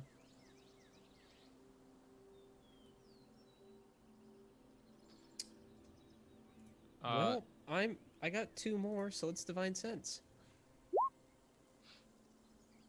Coming from the direction of the waterfall, you sense a strong aura of divination, or of divine magic, rather. Okay. Then he'll address the team, point to the waterfall, and say, I sense something behind there. It's very powerful. Perhaps that is the temple. Is it good magic? It's divine. But he says that with disdain. It's divine. It's divine. At that, I imagine Asatoro would look to Vigo and say, Yeah, me too. shall we go? I see no reason why not. Divine power could possibly be bad, and seeing as we're in this temple of Gorgons, we all know that people sometimes seek them out for healing. So, could be just healing waters. Could be something more sinister, though. Stories are that people die trying to take the Gorgons test to see if they're worthy of the healing. but could just be a challenge for us all. Could be fun. Karis, Famous last words. Yes. do you know anything of the temple that would, if this would be it, or anything more of this place from your studies? You can roll a history check. See what y'all know. He wants to go in prepared. Yeah. You now that you're like thinking of it, you're like, oh wait, I know I heard that name before somewhere. Ponos Isle, yeah. You know that there's a temple of Farrakha here somewhere. You know that in general, temples of Farrakha aren't necessarily dangerous. You're not liable to be attacked by people at a temple of Farrakha or anything. It's more so if you are willing to undergo a test or something like that, that's when it can turn out bad for some people, or people who obviously like don't show respect to Farrakha and stuff and just try to take like different healing tinctures and stuff from the temples without paying the proper price. Like that's where the danger is, but like no one's gonna just try to strike you down for walking in kind of thing. There will be no danger that we don't invite. Basically, yes. Asatoro immediately starts walking into the Cool. water. And so you guys all, I guess, He doesn't have the head on him. Water. mind I would Hey, grab onto Athalier. Uh-oh. I imagine you're that's gone the with him. sound he makes. I got him. you. Yep. There's What do you Athalier. want to tell him? When you grab his tail. I would say, it will get dangerous if you show any disrespect to the god. And I know that you have no love for them. And I also know that you're a smart man. So, I'd call myself wise. allow me to place my faith in you if you are to enter this temple. Okay. See, Would- it's pretty would- easy to get followers, isn't it? She's now worshipping you. As you guys walk through the water, It's not a problem for me. everybody gets 3 temporary hit points. Hell as yeah. the water rejuvenates you somewhat. as you Feels walk good, through. man. Yeah, it feels nice. It's like a real nice temperature. It's not too hot, not too cold. And Karis is that's gonna dunk under and kind of play around in it a little. Yeah, sure. And like as you guys do, like you feel like maybe not like real damage, but little bruises and scrapes that you probably have are kind of they vanish, so to speak, as the water does its work. She'll like I don't have fountain any spit scrapes some or out. scratches or scars. You don't. She'll fountain spit some out and Ew. hold her arms out and say, "Thank you, Farrakha." It tastes nice. It's very clean. Ew. And now I will drink guys. some. Tastes like Ew. Baja Blast. Yeah, it tastes like Mountain Dew. I think I'll actually fill my water skin with it. Sure. But yeah, as you guys all kind of pass through the water's shroud, beyond the waterfall you find a cave with walls that are carved as smooth as pressed marble. The cave opens up into what is a grand antechamber. You see symbols of the goddess Farrakha are plainly carved into every surface. Her symbols often being represented by entwined snakes. And a thin layer of moisture coats nearly everything on the side of the room that you're entering from, closest to the waterfall. You see statues similar to those you saw in the jungle on the way here, which can be seen lining the walls of this antechamber. At the center of the room, there is a statue of a stone minotaur. It's not particularly unique in any way. It appears male, wearing simple garments, a simple leather satchel at its side. However, the statue stands out because of its placement in the center of the room, and also due to the fact that it seems to have all manner of floral garlands draped across its body, very similar to the ones that Karis has been making for you. There are many beautiful flowers which are wrapped around the neck, horns, and placed at the feet of the statue. Sitting at the base of the statue is a hawk which makes no moves aside from staring at those who enter the chamber. Also, you would see that this chamber opens up in 3 distinct directions. To the east, it appears to open up into a room with kind of like an altar with an imposing statue of Farrakha looming over it. To the west appears to be some type of lodgings, simple cots and that kind of thing. To the north, it looks like it opens up into a grand chamber with a bronze basin, like a bathing area set into the center of it.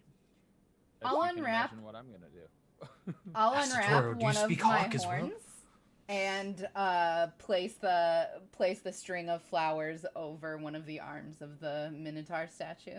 Yeah, you would notice that these flowers look, what's the word? They've started to like die. Like, you know, like they've probably They're been wilting a here little. they're wilting. They've been here probably for a few days. So Asatora, you cast Speak with Animals again, which I guess is a ritual for you. So that takes a few minutes. So you're just kind of approaching the hawk, I imagine, getting ready to converse with it. Yep. Okay, so Asatora's doing his thing. He would take a knee in front of it and have his head bowed to it. For sure. So And it just kind of stares up at you as you do this, creating this connection. While you take a couple minutes to get that ready, what is everyone else doing? You want to go, Russ? I'm more interested in getting information from this hawk, actually. Cool. If you guys So want to just- just wait for Asatora to do his thing, that's I would totally just fine. take a knee, yeah. Yeah. Um, So you- yeah, so a so follier you'd would be kind next of. to me, doing the Yeah. same thing I did. Yeah, I'm Absolutely. just observing. Good plan. A follier would kind of be standing back towards the entrance to this cave, Nope. in this entrance hall, and his mouth would be kind of snarled, maybe a fang showing, just the bottom of it, and he'd Mhm. have his arms crossed, and he'd be like leaning back, and he'd be kind of just not disgusted, but like he'd think the whole thing is ridiculous the way you guys are acting. So he's not gonna say it, but he's gonna be like, "Ugh, come on." Wasting your time. Totally. So yeah, you and Karis, are you just waiting as well? Yep. After draping the flower, I'll regard the hawk.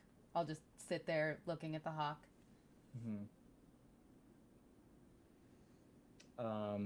Yeah. So you complete the casting of your spell, and what do you say to this hawk? Sir Hawk. Seems you are the watchful eye of this place.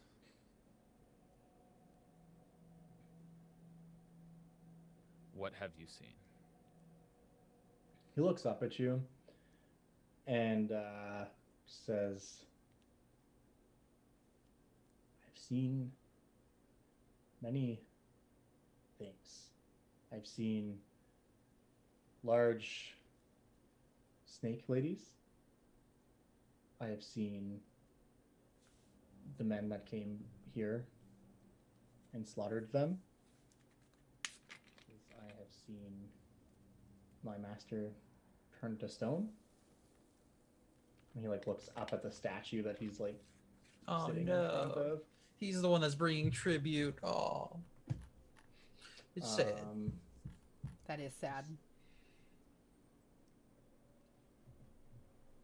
And then he just like looks up to you and he says, I've brought many letters here, though there is no one to deliver or send letters from anymore. I think you're muted, Tyler. How about now? Yeah, you're good. You're good. So this temple is empty. Yes. As far as I know. Was your master one of the people that came to slaughter? Says no. My master was a friend, but was mistaken as an enemy. Perhaps I could be your master now. Although I would not call myself that. I would call you my equal. You can roll a persuasion check with advantage because you're able to actually speak with them.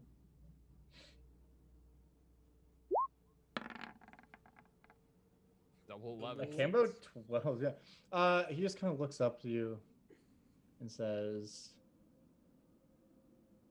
For now, I must guard my master in case he comes back.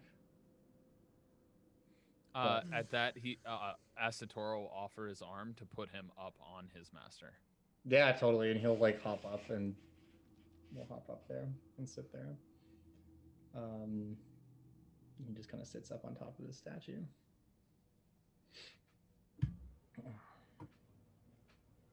If you have any guidance to show respects, allow me to listen. He says to you, the men that came killed all they saw and took what they could. I am sure anything you do could not be as disrespectful as what they did. He will nod, and he'll say, "Best wishes." Mm-hmm. My name is. He'll say, "My name is Asistoro. If your master does not return, you may always find me." Cool. He gives you like a bird nod. It says, "I am Reno, and I will remain here for now." Best wishes to you and your master. Yeah. The rest of you see this insane beast conversation happening. And Just then, hawk screeches. Yeah. And yeah, you finish up. He'd turn around and say, "The men have been here and slaughtered all they saw. We must be respectful to this temple. Whether or not there are remnants of them here, I know not. This statue was his master, was a friend, mistaken as an enemy. So what would Cautious Karis where you walk." What would Karis know about petrification and unpetrifying people? There are very few spells that can unpetrify someone. The spells that do exist would basically, you need stone to flesh. Is the only real spell that can, or like something much more powerful, like true restoration or something. Mm-hmm. But the lowest level of magic is stone to flesh, which is, I will look that up for you real quick just to give you a read on. Do you use that on a rock and just get like a lump of flesh? Oh yeah. Ew. Flesh Yum. golem. That's how you make Mountain Dew. Oh.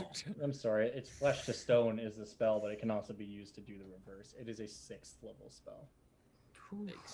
So it is possible, but that's why most people who are petrified stay that way, because it's very difficult to undo. But it is technically possible. And there's no items or anything? You like a scroll of stone to flesh would do it. Okay. But What if we push the statue under the waterfall and just let it sit there for like eons? And maybe we'll find it. Or it could have rode away. Oh shit, you're right. you know, I it mean, like we could put works it in there for a halfway minute. through while his like face is gone. Oh. But yeah. The hawk, this statue was his master. The hawk would stand idly by, but walk cautiously. Do not wield your weapons in an aggressive manner. If you can holster them, keep them that way. Is there something here? It sounds like they're attacking indiscriminately. They came to take. I'd like Nice. to offer my other horn flower string to the hawk and like just hold it up to him. Yeah, it will like lean down and pluck it out of your hand, and then like find a spot on the statue that doesn't have a flower on it already, and like put the flower there. And then I want to attempt to take it also. Like To take what? offer the hawk. Offer my arm. Offer companionship. You can roll an animal handling check. Come with me, a whole new world. Oh my god! Hilarious. Yeah, I mean, the hawk will definitely jump on your arm.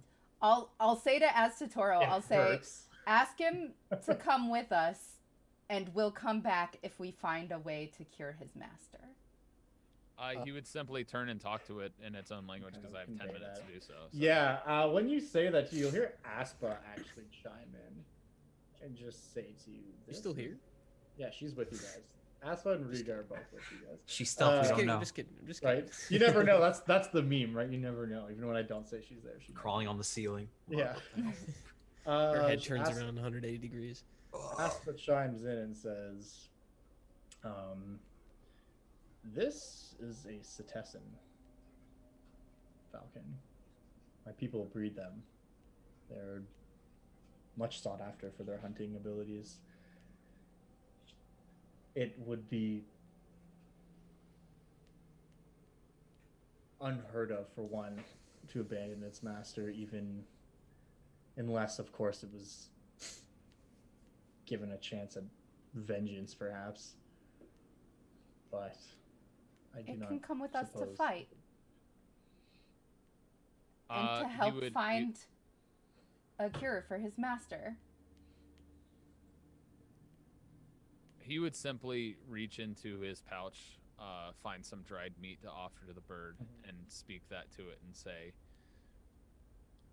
"My companions ask that you come with us, and hopefully we find a way to heal your master.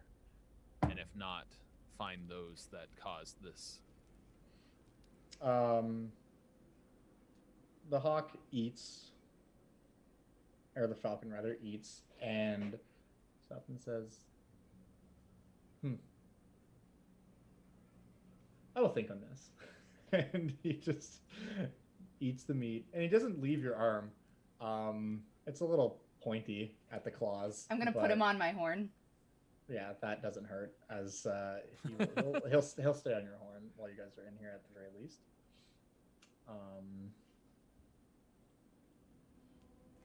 Yeah. Tell him to peck me if he needs anything. Asatoro literally like, Yeah. "If you need anything, hit her on the head." He just goes like, okay, copy that. The best part is when he says that nobody can understand him, but Yeah. you might be able to tell with a good insight check that Asatoro's annoyed. Well, I would thank you for communicating for us. And I And say, he would well say- then, shall we? Yes. Again, weapons at the ready to an extent. But make sure you know your opponent before you strike. And know it is not those of this temple. Be friendly and respectful. Okay. Who wants to investigate where? Basically, you kind of already seen everything there is to see in this room. You got 3 rooms not explored. One to the east, one to the north, one to the west. Wanna go east, northwest, y'all?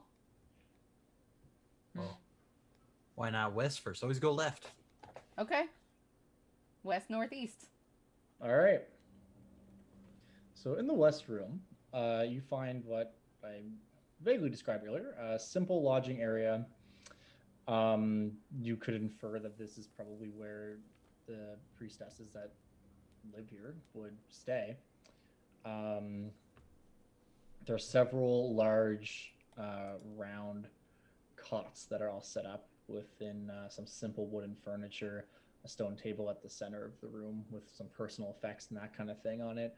You see a lot of stuff like strewn across the floor and just kind of upturned and literally looted.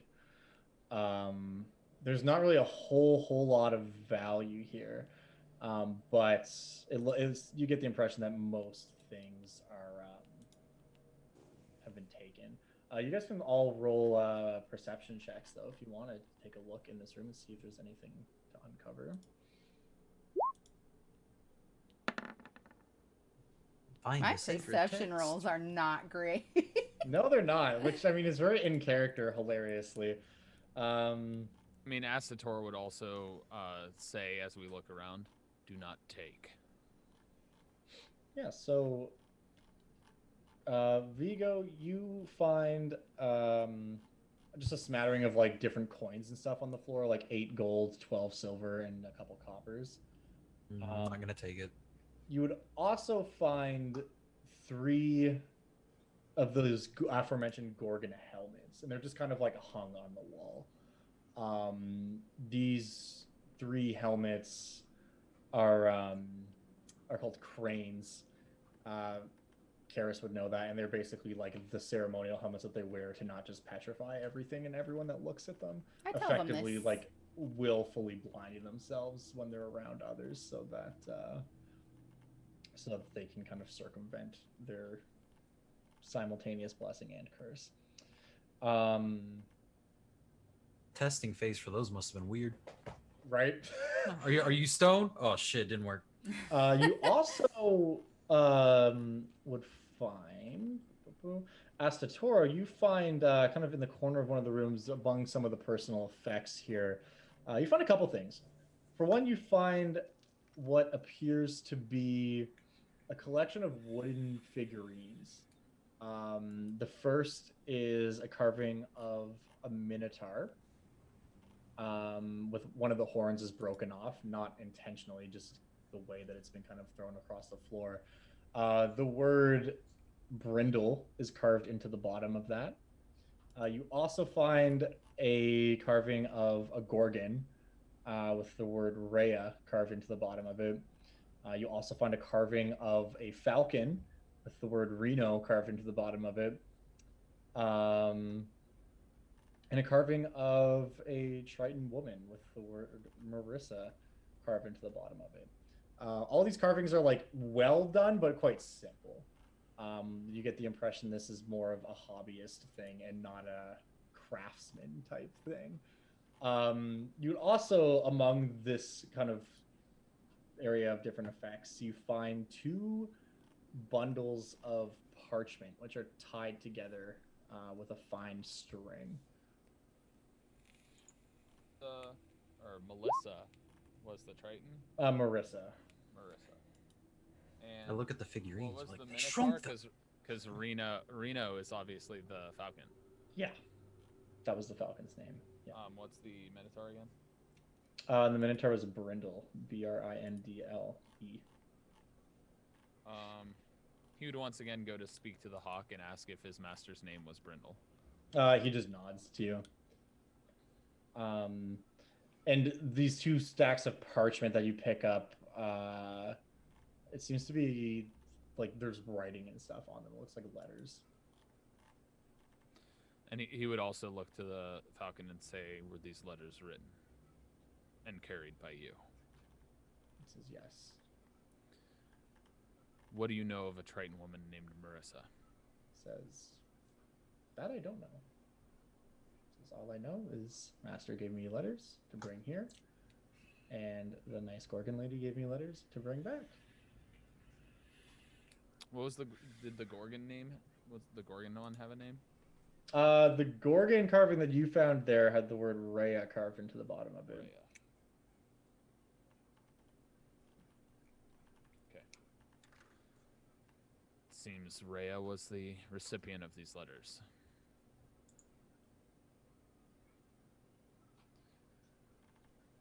Clues, but again, nothing to be taken.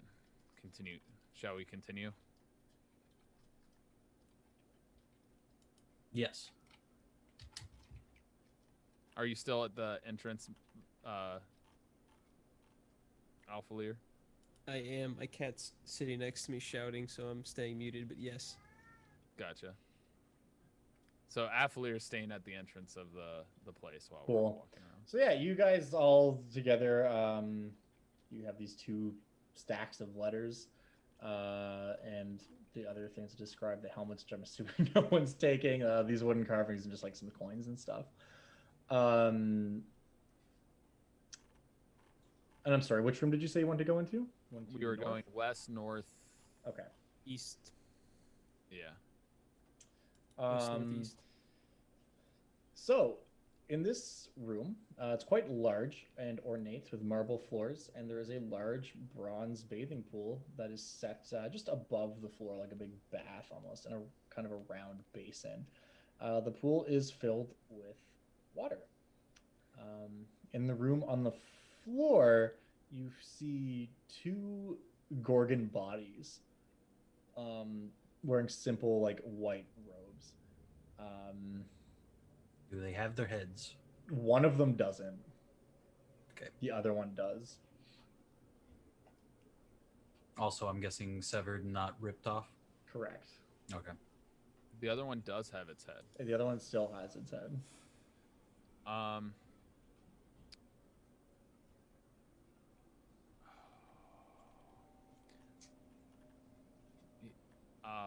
Asatoro's gonna call for Athalir.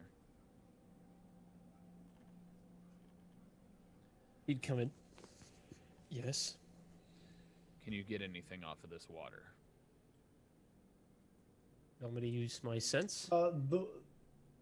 You would still, I guess, from having your divine sense active, you get a similar reading from this water that you would do from the water outside. So it's divine. Yeah. Yes, it appears that water is also divine. Asatoro is going to simply walk over to the one with its head and slowly slide it into the water. Yeah. You slide the body of the Gorgon into the water. And it seems to, like, parts where the body is, like, rotting and stuff, like, start to kind of, like, dissipate. It does not bring the creature back to life, but it does get the effect that this would, like, effectively preserve the body and stop any new rot from developing. As parts of it that have, like, wounds, it looks clearly this person was killed with, like, arrows and spears and swords. Definitely markings of weapons of war. Oh my. Asatoro would look to Karis and say, perhaps we try and put the head back on the other and put it in the pool and see if it attaches as well. The mismatch is a fucked up experiment. She takes it off of her cord and hands it to him. I will need some assistance for this. Yeah, I'm leaving the room. Cool. You step out. You do this. You put the body in the head, and you see similar effect. The head doesn't reattach itself, but it looks. A lot of the rot and stuff kind of like fades away, and just disintegrates into the pool.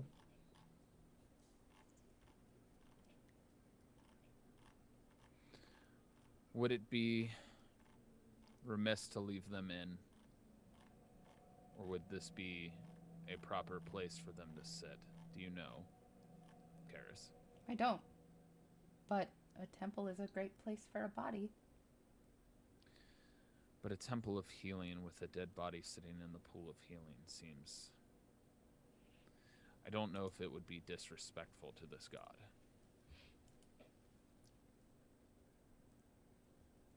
Do we know? You can roll religion. Religion, you roll with advantage because of your roll earlier. Can I just ask Meta what god you know that would be okay with that?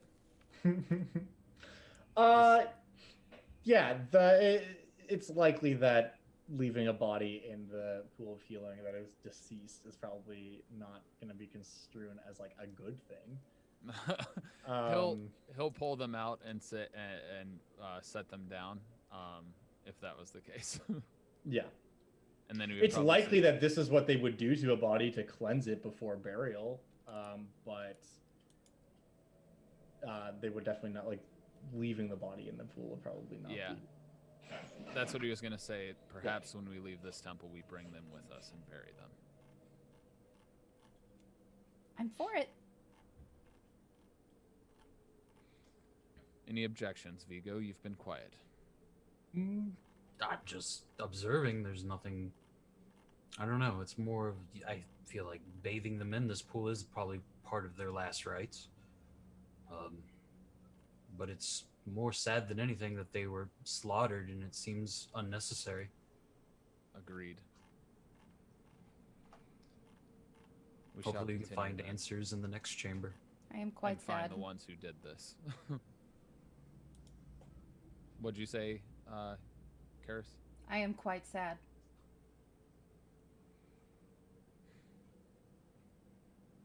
I My guess heart we go to the weighs next one. heavy. Yep. Okay. As you guys go into the final chamber, the eastern chamber has another Gorgon body in it. Its head still attached. This one is still wearing those same white robes, but appears to be dressed in a bit more finery. Like it's easy enough to conclude that this was probably like the high priestess of the temple. She has several arrow wounds in her body, and there's a very clear spot. Vigo, you especially would notice this, having seen it yourself many, many times, where a spear just like pierced directly through her heart, likely the thing that killed her.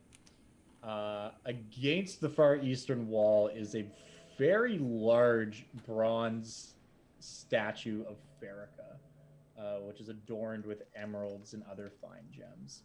At the base of the statue is this large brass kind of almost like an offering plate. And like any of you have been in a temple of any kind before, like you'd immediately know this is like where people typically would leave offerings to that deity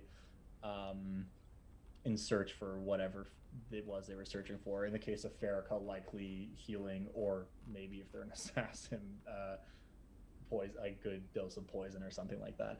But whenever people would be entreating this temple for anything, like this is where they would leave those offerings. The plate is completely empty. Would the offerings as in gold? Offerings could be really anything. There are some things that certain gods value more than others, but like generally anything that you're giving up that has value to you is considered like a valid offering. Like Thassa, for example, expects offering him like a portion of the fish that fishers bring in, and like salt and stuff like that, or like pearls, like things from the sea. But an offering of gold would also be like appropriate. But there are also things that just some gods would be interested in, others wouldn't. But just anything that really holds value to the person making the offering is typically considered. Astatoro, based off of that information, would immediately take the gold he found and expect it to have been stolen and put all of what he found into that bowl. Yeah, you just open up the satchel and just clink, clink, clink. It all falls in to the plate. That was good of you. Was not mine to take. It was found, and I presume to have been stolen. Why would anyone slaughter everyone in this temple, though? There are those that take what they need as opposed to asking and going through the trials of necessity to receive the blessings. It just seems so barbaric to just raid this one island, but I don't know if it was because of vengeance or because of just hate for these people. It makes no sense. Quick question also, just because like you might have glossed over this by accident. When you picked up those letters, I'm sorry, were you gonna read them, or were you just basically taking them with you or leaving them there? Imagining that, I mean, he didn't want to take anything. Mm-hmm. So he might have like read through them, but he would not have taken anything. Okay. Unless it seemed like it was something to keep that might lead clues to who might have done this or something like that. For sure. Well, if you're gonna take a sec to read you the letters, I can tell you what's in them. Okay. You find it's 2 stacks of letters, right? And it's. I imagine we're reading them together. Like. Yeah, like you guys can basically go back into that other room and like sit around this table or whatever and look at them. You find these 2 stacks of like bound letters. And they seem to be, they're very loosely bound, as if they've constantly been untied and retied. And it seems to be a collection of letters, some type of correspondence between two different people, which I think is pretty obvious based on the information that you have already. Rena and Bindle? Yeah, well, the one stack all appear to be signed by someone named Brindle, and they're all written in common. But with pretty rough handwriting. Yeah, that's a minotaur. Yeah, it reminds you very much of your own. You look at this and you're like, okay. The second stack seems to be written by someone named Eula, and all of these letters appear to be written in common as well, but with more of a fine, sweeping hand. Something almost... Karis, you would say, oh, this looks like your handwriting, like the handwriting of a scholar. The letters basically surmise and detail the story, which quickly becomes obvious is the tale of two lovers. Brindle, who is a minotaur from Scophos, and Eula, who was the Gorgon high priestess of this temple. Obviously, I'm not going to read through like 70 letters in each stack, but just to give you a glimpse of what's in here, the first letter you see from one of the piles reads, "Salutations, fair Eula. It has been only days since I left the temple, yet I feel as though weeks have passed. Your kind and gentle presence is truly absent from my day. While I may no longer be in need of Farrakha's remedies, I fear I am still in need of you. I should have said something more before I left the island, but my tongue sometimes fails, and I cannot find the words to say. I do not know what the future holds, but I do know that I would like very much for the two of us to spend more time together in it. Perhaps I can find some herbs that the temple is in need of and bring them to you. I've sent Reno with this message and a pendant that was bequeathed to me by my dear sister. I hope it is to your liking. It will certainly look better around your neck than it ever could mine. Should you feel the same as me, and maybe you want to spend more time together too, Reno will wait for you to pen a reply and return to me. Should you not feel the same, I understand. Please keep the pendant regardless as a thanks for your aid in my time of trouble." And then there's just some correspondence between the two of them, her responding back to him and echoing the sentiment and just kind of being like, what, that's kind of what I like about you is you're quiet and when others often have so much to say. And it is clearly a detailing of what amounts to a relationship between these two souls. The final letter in the stack is from Brindle, and it is addressed to Eula, and it reads, "My dearest Eula, the last letter Reno delivered gives me great cause for concern. How long have these brigands been on the island? A Crocy hero or not, I fear what they may do should you continue to refuse their requests. Men like Heronod care only for one thing, glory, and I worry that he may be willing to kill for it. I am coming to Ponos as fast as I can. I will follow the Green Star just like you told me, and I will protect you the same way you once protected me. Reno will wait with you until I arrive. I may not be a great warrior, but as they say, there is no god of love, no one to protect us and what we hold dear. The blood of Mogus still pumps through my veins. I'm a Minotaur nonetheless, and though I am loath to do so, if I must draw on such things to keep us safe, I will." And you see kind of as you're looking around, this letter would have been with the stack, but not nestled in them, maybe on top of it, which is a letter from her that is unfinished. And it just simply reads, "Brindle, please stay away. The other priestesses and I have made our offerings to Farrakha. We have removed our cranes, and we will turn these interlopers to stone should they enter the temple. I fear your presence here will only put you in danger. If I am slain, surely you would be also. My dear Bryn, please don't come yet. I know you must still be days out from me, and even now the serpents whisper of intruders making their way towards the temple. Were something to happen to you, I could not bear it. And should the worst happen, should I fall, know that I will be waiting on the distant shores of Tartarix for you. Athreos will have to wait, for I could not take passage without you by my side. But that's not going to happen. I will let you know when it is," and then just like, that's the end of the letter. This is clearly unfinished and not signed. Karis is crying a little. Did any of the Gorgon bodies we found, were they wearing an amulet or pendant? None of them were wearing an amulet or pendant. Okay. I thought the priestess, the high priestess. She had some more finery and stuff, but like her body's mostly been stripped. Like the things that she had on her that made her obvious as the one in charge is more so just the way her gowns and stuff are sewn, and would have some simple non-gold or jewelry on her.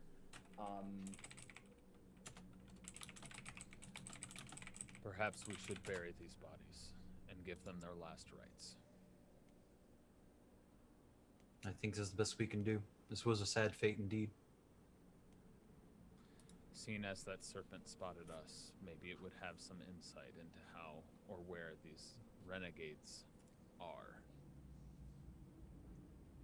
Heronod deserves to die for his foolish endeavors. Funnily enough, Vigo, that's a name you recognize. Heronod is like a known champion of Akros. Although he doesn't really fight in the military or anything. He is a known monster hunter. Okay. Like he's renowned for like slaying like a great giant cyclops, and is known for like fighting other monsters in the Colosseum and stuff like that. There was even at some point maybe a mention of him possibly entering the tournament to become a contender for this contest, but he chose not to enter because he was off doing something else. So this? yeah. So you probably haven't met him before, but that name to you would ring a bell. Basically, Right. You're like, oh, I've heard of this guy. Right. I relay that to people, to everybody. Perhaps it is you that must take him then. We can exact justice on him if we all feel is necessary. What he has done here is quite the travesty. These people didn't deserve to die. What does your goddess tell you?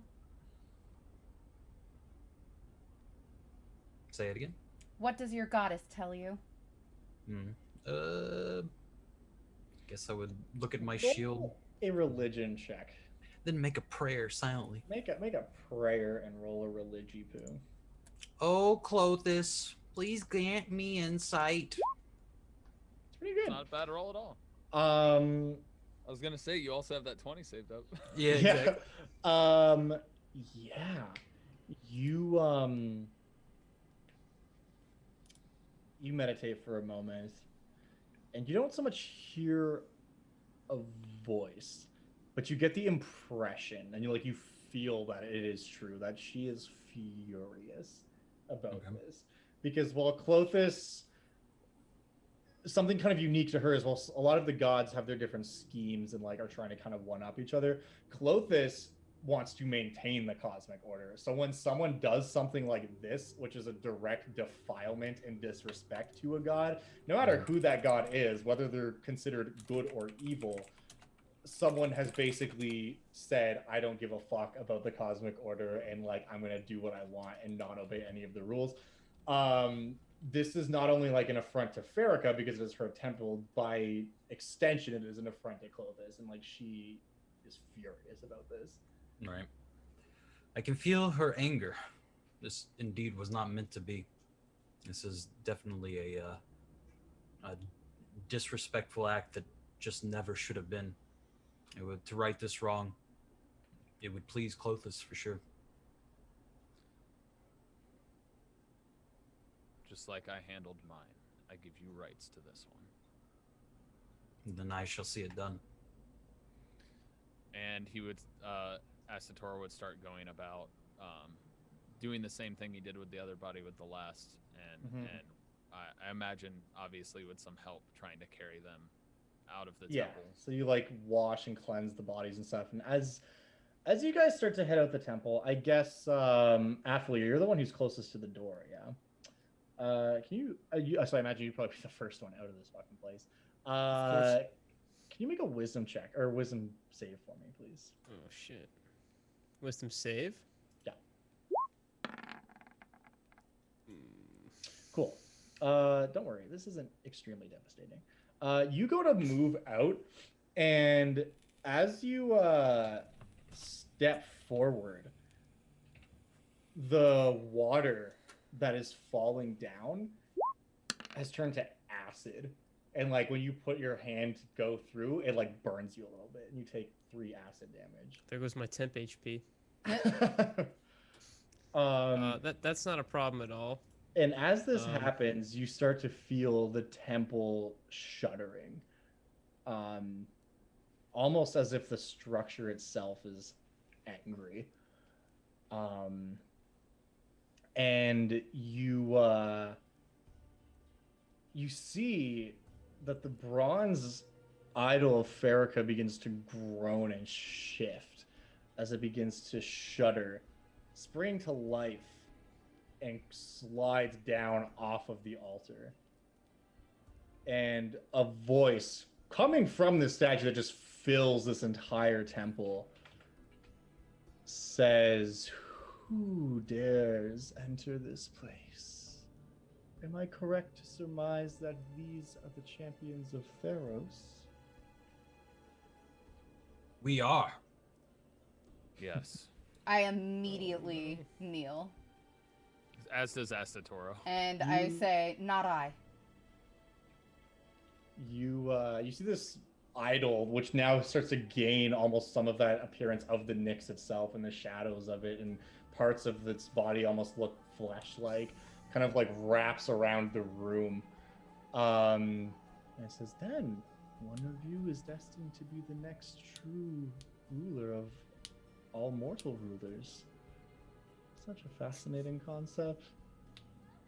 I wonder whose that crushing weight will fall upon and how thou shalt rule once it does. Except for you, of course, she says, gesturing towards Karis. Asatoro's eyes are like straight at the floor. He refuses to look up. I know my place, Erica. His weapon is also down on the ground next to him because it's something he can have in his back. Totally. Athalir's still got his arms crossed, and he's like very not impressed with this whole scene. Yeah, totally. And Athalir, you feel like almost a little, like a sense behind you as like the tip of her tail kind of like pushes you forward just a little bit. And she says, "Look at you, standing in defiance of all this, even now. So fascinating mortals are. In any case." I'm actually terrified though. Yeah. The ones responsible for this wasteful act of cruelty, they still yet live. They stole from my priestesses, and they stole from me. Offerings, trinkets, and above all, knowledge. Would you truly seek to strike those down who would wantonly kill innocents in the temple of their own goddess? Asatoro would speak up and say, any fool who defies the rights of those will surely die by my blade. I just look at Vigo. At your comment, Esther, she laughs. Spoken like Karanos himself.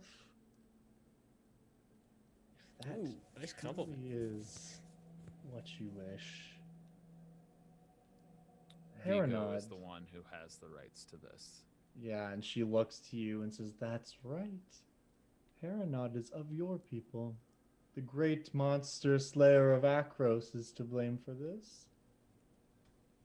He is, and he'll pay for what he has done. She just like cracks a wide smile at that, and she says, he came seeking a concoction that would aid him in his upcoming hunt of the Fell Hydra, Alenkoff, yet was unwilling to pay the price. He thinks himself above the old ways, above even the gods, perhaps. But his hubris was not something my priestesses would abide. So he slaughtered them like animals, proving himself on equal footing as the so-called monsters he claims to slay. Kill him for me. Send his soul to Erebos, and I will allow the secret of what he sought to enter the world through the one that claims his head. I nudge Vigo and I say, ask her where he is. Where was Harad last seen? Where? She again chuckles at that, says, "Oh, that might be a little too easy. Unlike Karanos, I do not wish to simply throw knowledge on those I see as worthy. I wish for the worthy to claim it for themselves. You have everything you need to find him," she says, looking over at Athalir. She says, "Even if you cannot read it, you have Asatoro would chime up if possible and say, "What if the one turned to stone that was done so?" She says he may have not deserved what happened to him, but he will find a place of rest here where I will watch over him. You feel for them, don't you? I do so love the way mortal passions drive you to such lengths. It is truly fascinating. And she begins to like recoil back into the altar, where the statue came down and Wait, slowly starts to Farrakha. become more brass as she does. Wait, the bodies. How best shall we honor them? As the statue kind of begins to reform and whatnot, she says, bathe them in the cleansing waters and lay them to rest in the gardens of the world. And she just retracts into this statue. And with that, you feel the water behind you. You don't get that burning sensation coming from it anymore.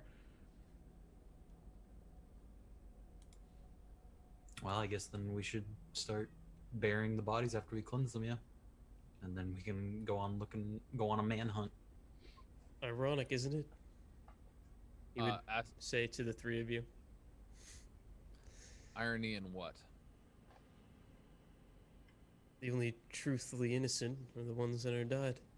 The ones that are dead. The ones we hunt and the ones we hunt for.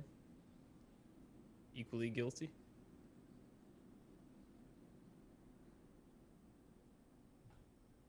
Well, There is no honor in these kills. This was a place agree. of healing. These people did not deserve the fate they have. This was not their entirely destiny. a place of healing, is it? No. And what makes you say that? The whole statues, all the bodies here. And the fact that the water burns on the way out. Karis will stick her hand in. It is no longer acidic. You sure? There You feeling you go. okay?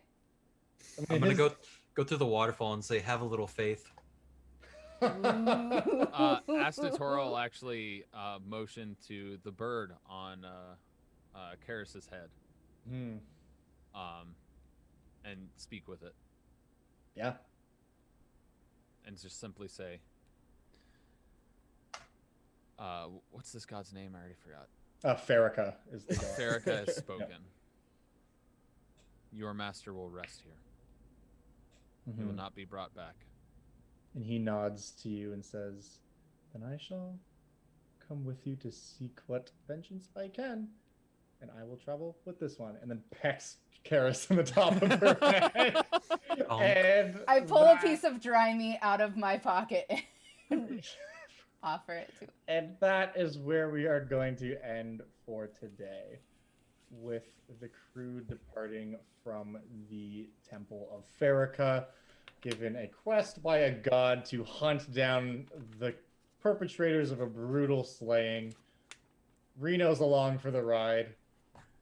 He's coming with you. Affaliers exists. Affalier, I don't know how he feels about it, but he's present. But we'll see more about that next time. For now, why don't we go around and everybody says a thing about themselves, starting, let's go clockwise. I don't know, where does that leave us? Tyler, Apocalypto 12, Astatoro, pick one. Who are you? What are you? What's going on? I am a human being, despite my character being a minotaur. Prove it. I I am a creator on multiple channels. You can see me on YouTube at Twitch. Why'd I go to Twitch? YouTube.com/Apocalypto12. I stream on twitch.tv/Apocalypto_12. You can find me all over social media as Apocalypto_12. I also have fantastic merch available for you to check out, following my famous hashtag and brand, so to speak. I don't know what to do. It's my living embodiment of what I try and do in the world. It's hashtag smile always. There's a shirt, 2 collectible pins, and 2 stickers. Please go check that out. You can simply type in tylerschheid.com. That's tylerschheid.com, and you can check out that merch. But I'm also in other D&D sessions Friday night with Messy and Rena, who was in chat earlier, over on Scott's campaign, twitch.tv/Daleric, where we are Aurorum Regicide, doing some amazing stuff over there. And I'm actually a snake person over there, so that was very fitting that the first animal I spoke to was a snake. I actually had a good time. And then I also do Warhammer over on Roll For It on Sunday mornings at 10 a.m. Pacific time. Good stuff. Messy / Affilier. I remember now. It took 2 sessions. The name is baked into my mind. You don't get to change it again. Really? Because I have this new name that I think is way cooler that I wanted to run past you guys. So. Garfield. Yeah, his name's Garfield now. I can't tell you the tremendous amount of will it's taking for me to not just click stop streaming. But please go ahead and tell us about yourself. See, you're kind enough to end the stream. Whenever I do D&D stuff with Daleric and I piss him off by saying something stupid, he just mutes me. I get it like probably 3 or 4 times a stream now. It's ridiculous. He's kicked him out of calls. Yeah, I gotten kicked out of calls for wearing this hat. Hold on. This hat right here. I don't get it. Like, doesn't he feel the holiday spirit? Yeah, it's crazy. Anyway. Dress up as Santa for Halloween this year. Yeah, he gave me PC damage because I wore that hat. He took like 6 of my health away. Jesus. Anyway. Damn. Man, and I thought the gods of Theros were harsh at times. Anyway. The gods of twitch.tv/Daleric are mean, man. I'll tell you what. Anyway, yeah. I stream here Wednesdays. That's cool. I do Friday nights with Tyler on Daleric's channel. We were just talking about. If you want to see me get bullied, go there. I'm going to start doing just kind of chill hangout streams on Tuesdays in between my classes because it's better than browsing Reddit and Twitter for an hour and a half, 2 hours. So I'm probably going to start doing that. You can find me there at twitch.tv/messywwastaken. Go to my YouTube if you want to hear some terrible rap trap parodies. And that's it. That's Good it. shit. Vigo/Russ. Hi, I'm Russ. I'm a variety streamer. I've been playing Yakuza. It's probably one of the best games I've ever played in my life. I suggest everyone do it. I'm also a clown. That's about it. Hell yeah, dude. Out of frame. I mean, I don't know, Doxy, is there anything you want to talk about that I'm not about to talk about? You go ahead and talk about everything. I'll say goodbye at the end. Our shit is kind of all the same shit, but yeah. Cool. Well, as for myself, Josiah/Dungeon Dad or Dungeon Papa on Twitter, because some dude in Wisconsin with a band account has Dungeon Dad. And I don't know why. And Zero Doxy, we are doing a bunch of cool role-playing streams. We've got this show continuing every Wednesday, so definitely stick around for next Wednesday, same time, same place. We'll be continuing this game with session 3. If you missed the first episode and you want to check that out, that is on the Zero Doxy YouTube channel. The VOD is there to be watched. This VOD, if you didn't catch this entire episode, will be up in 2 days, and will most likely be a rerun of it tomorrow as well. Twice in a row. Yeah. Aside from that, I have a YouTube channel, youtube.com/DungeonDad, where I do a bunch of D&D videos about Dungeons & Dragons monsters, particularly old monsters from older versions of the game that didn't make the cut. Get higher strength. Convert them into 5th edition with stat blocks and all that fun stuff. Other than that, I think that is pretty much everything. So thank you guys so much for watching. We'll see you next week. And that's what is happening right now. He's trying to show his cat. He was doing something I wanted to show you guys. It was cool. Okay. Everyone just pretend that was cool. Good. Aw, Wow, kitty. Oh, there he is. Adorable. He's pretty damn cute, to be fair. I'm shaking the cat in front of the camera on Twitch. What am I doing? Monka TOS. Validity Hashtag all over validity. again. Yeah. Oh no. That cat looked comfortable though. It didn't look like mad or anything. Yeah, he's a All little. right. He likes being picked up. Everyone, I guess- hang tight. We're gonna run credits while I find somebody here to raid. I think we're gonna raid Lost Initiative, actually. So please stick around for the raid. It's really nice to have a big, fat, girthy raid headed somebody's way. They're doing tabletop stuff. Lots of It'll be rage. fun. My cat's here. Hell yeah. Sorry. We'll see you next time. Nice. guys. All right. Thick raid. Till Friday, everyone. Bye. Bye.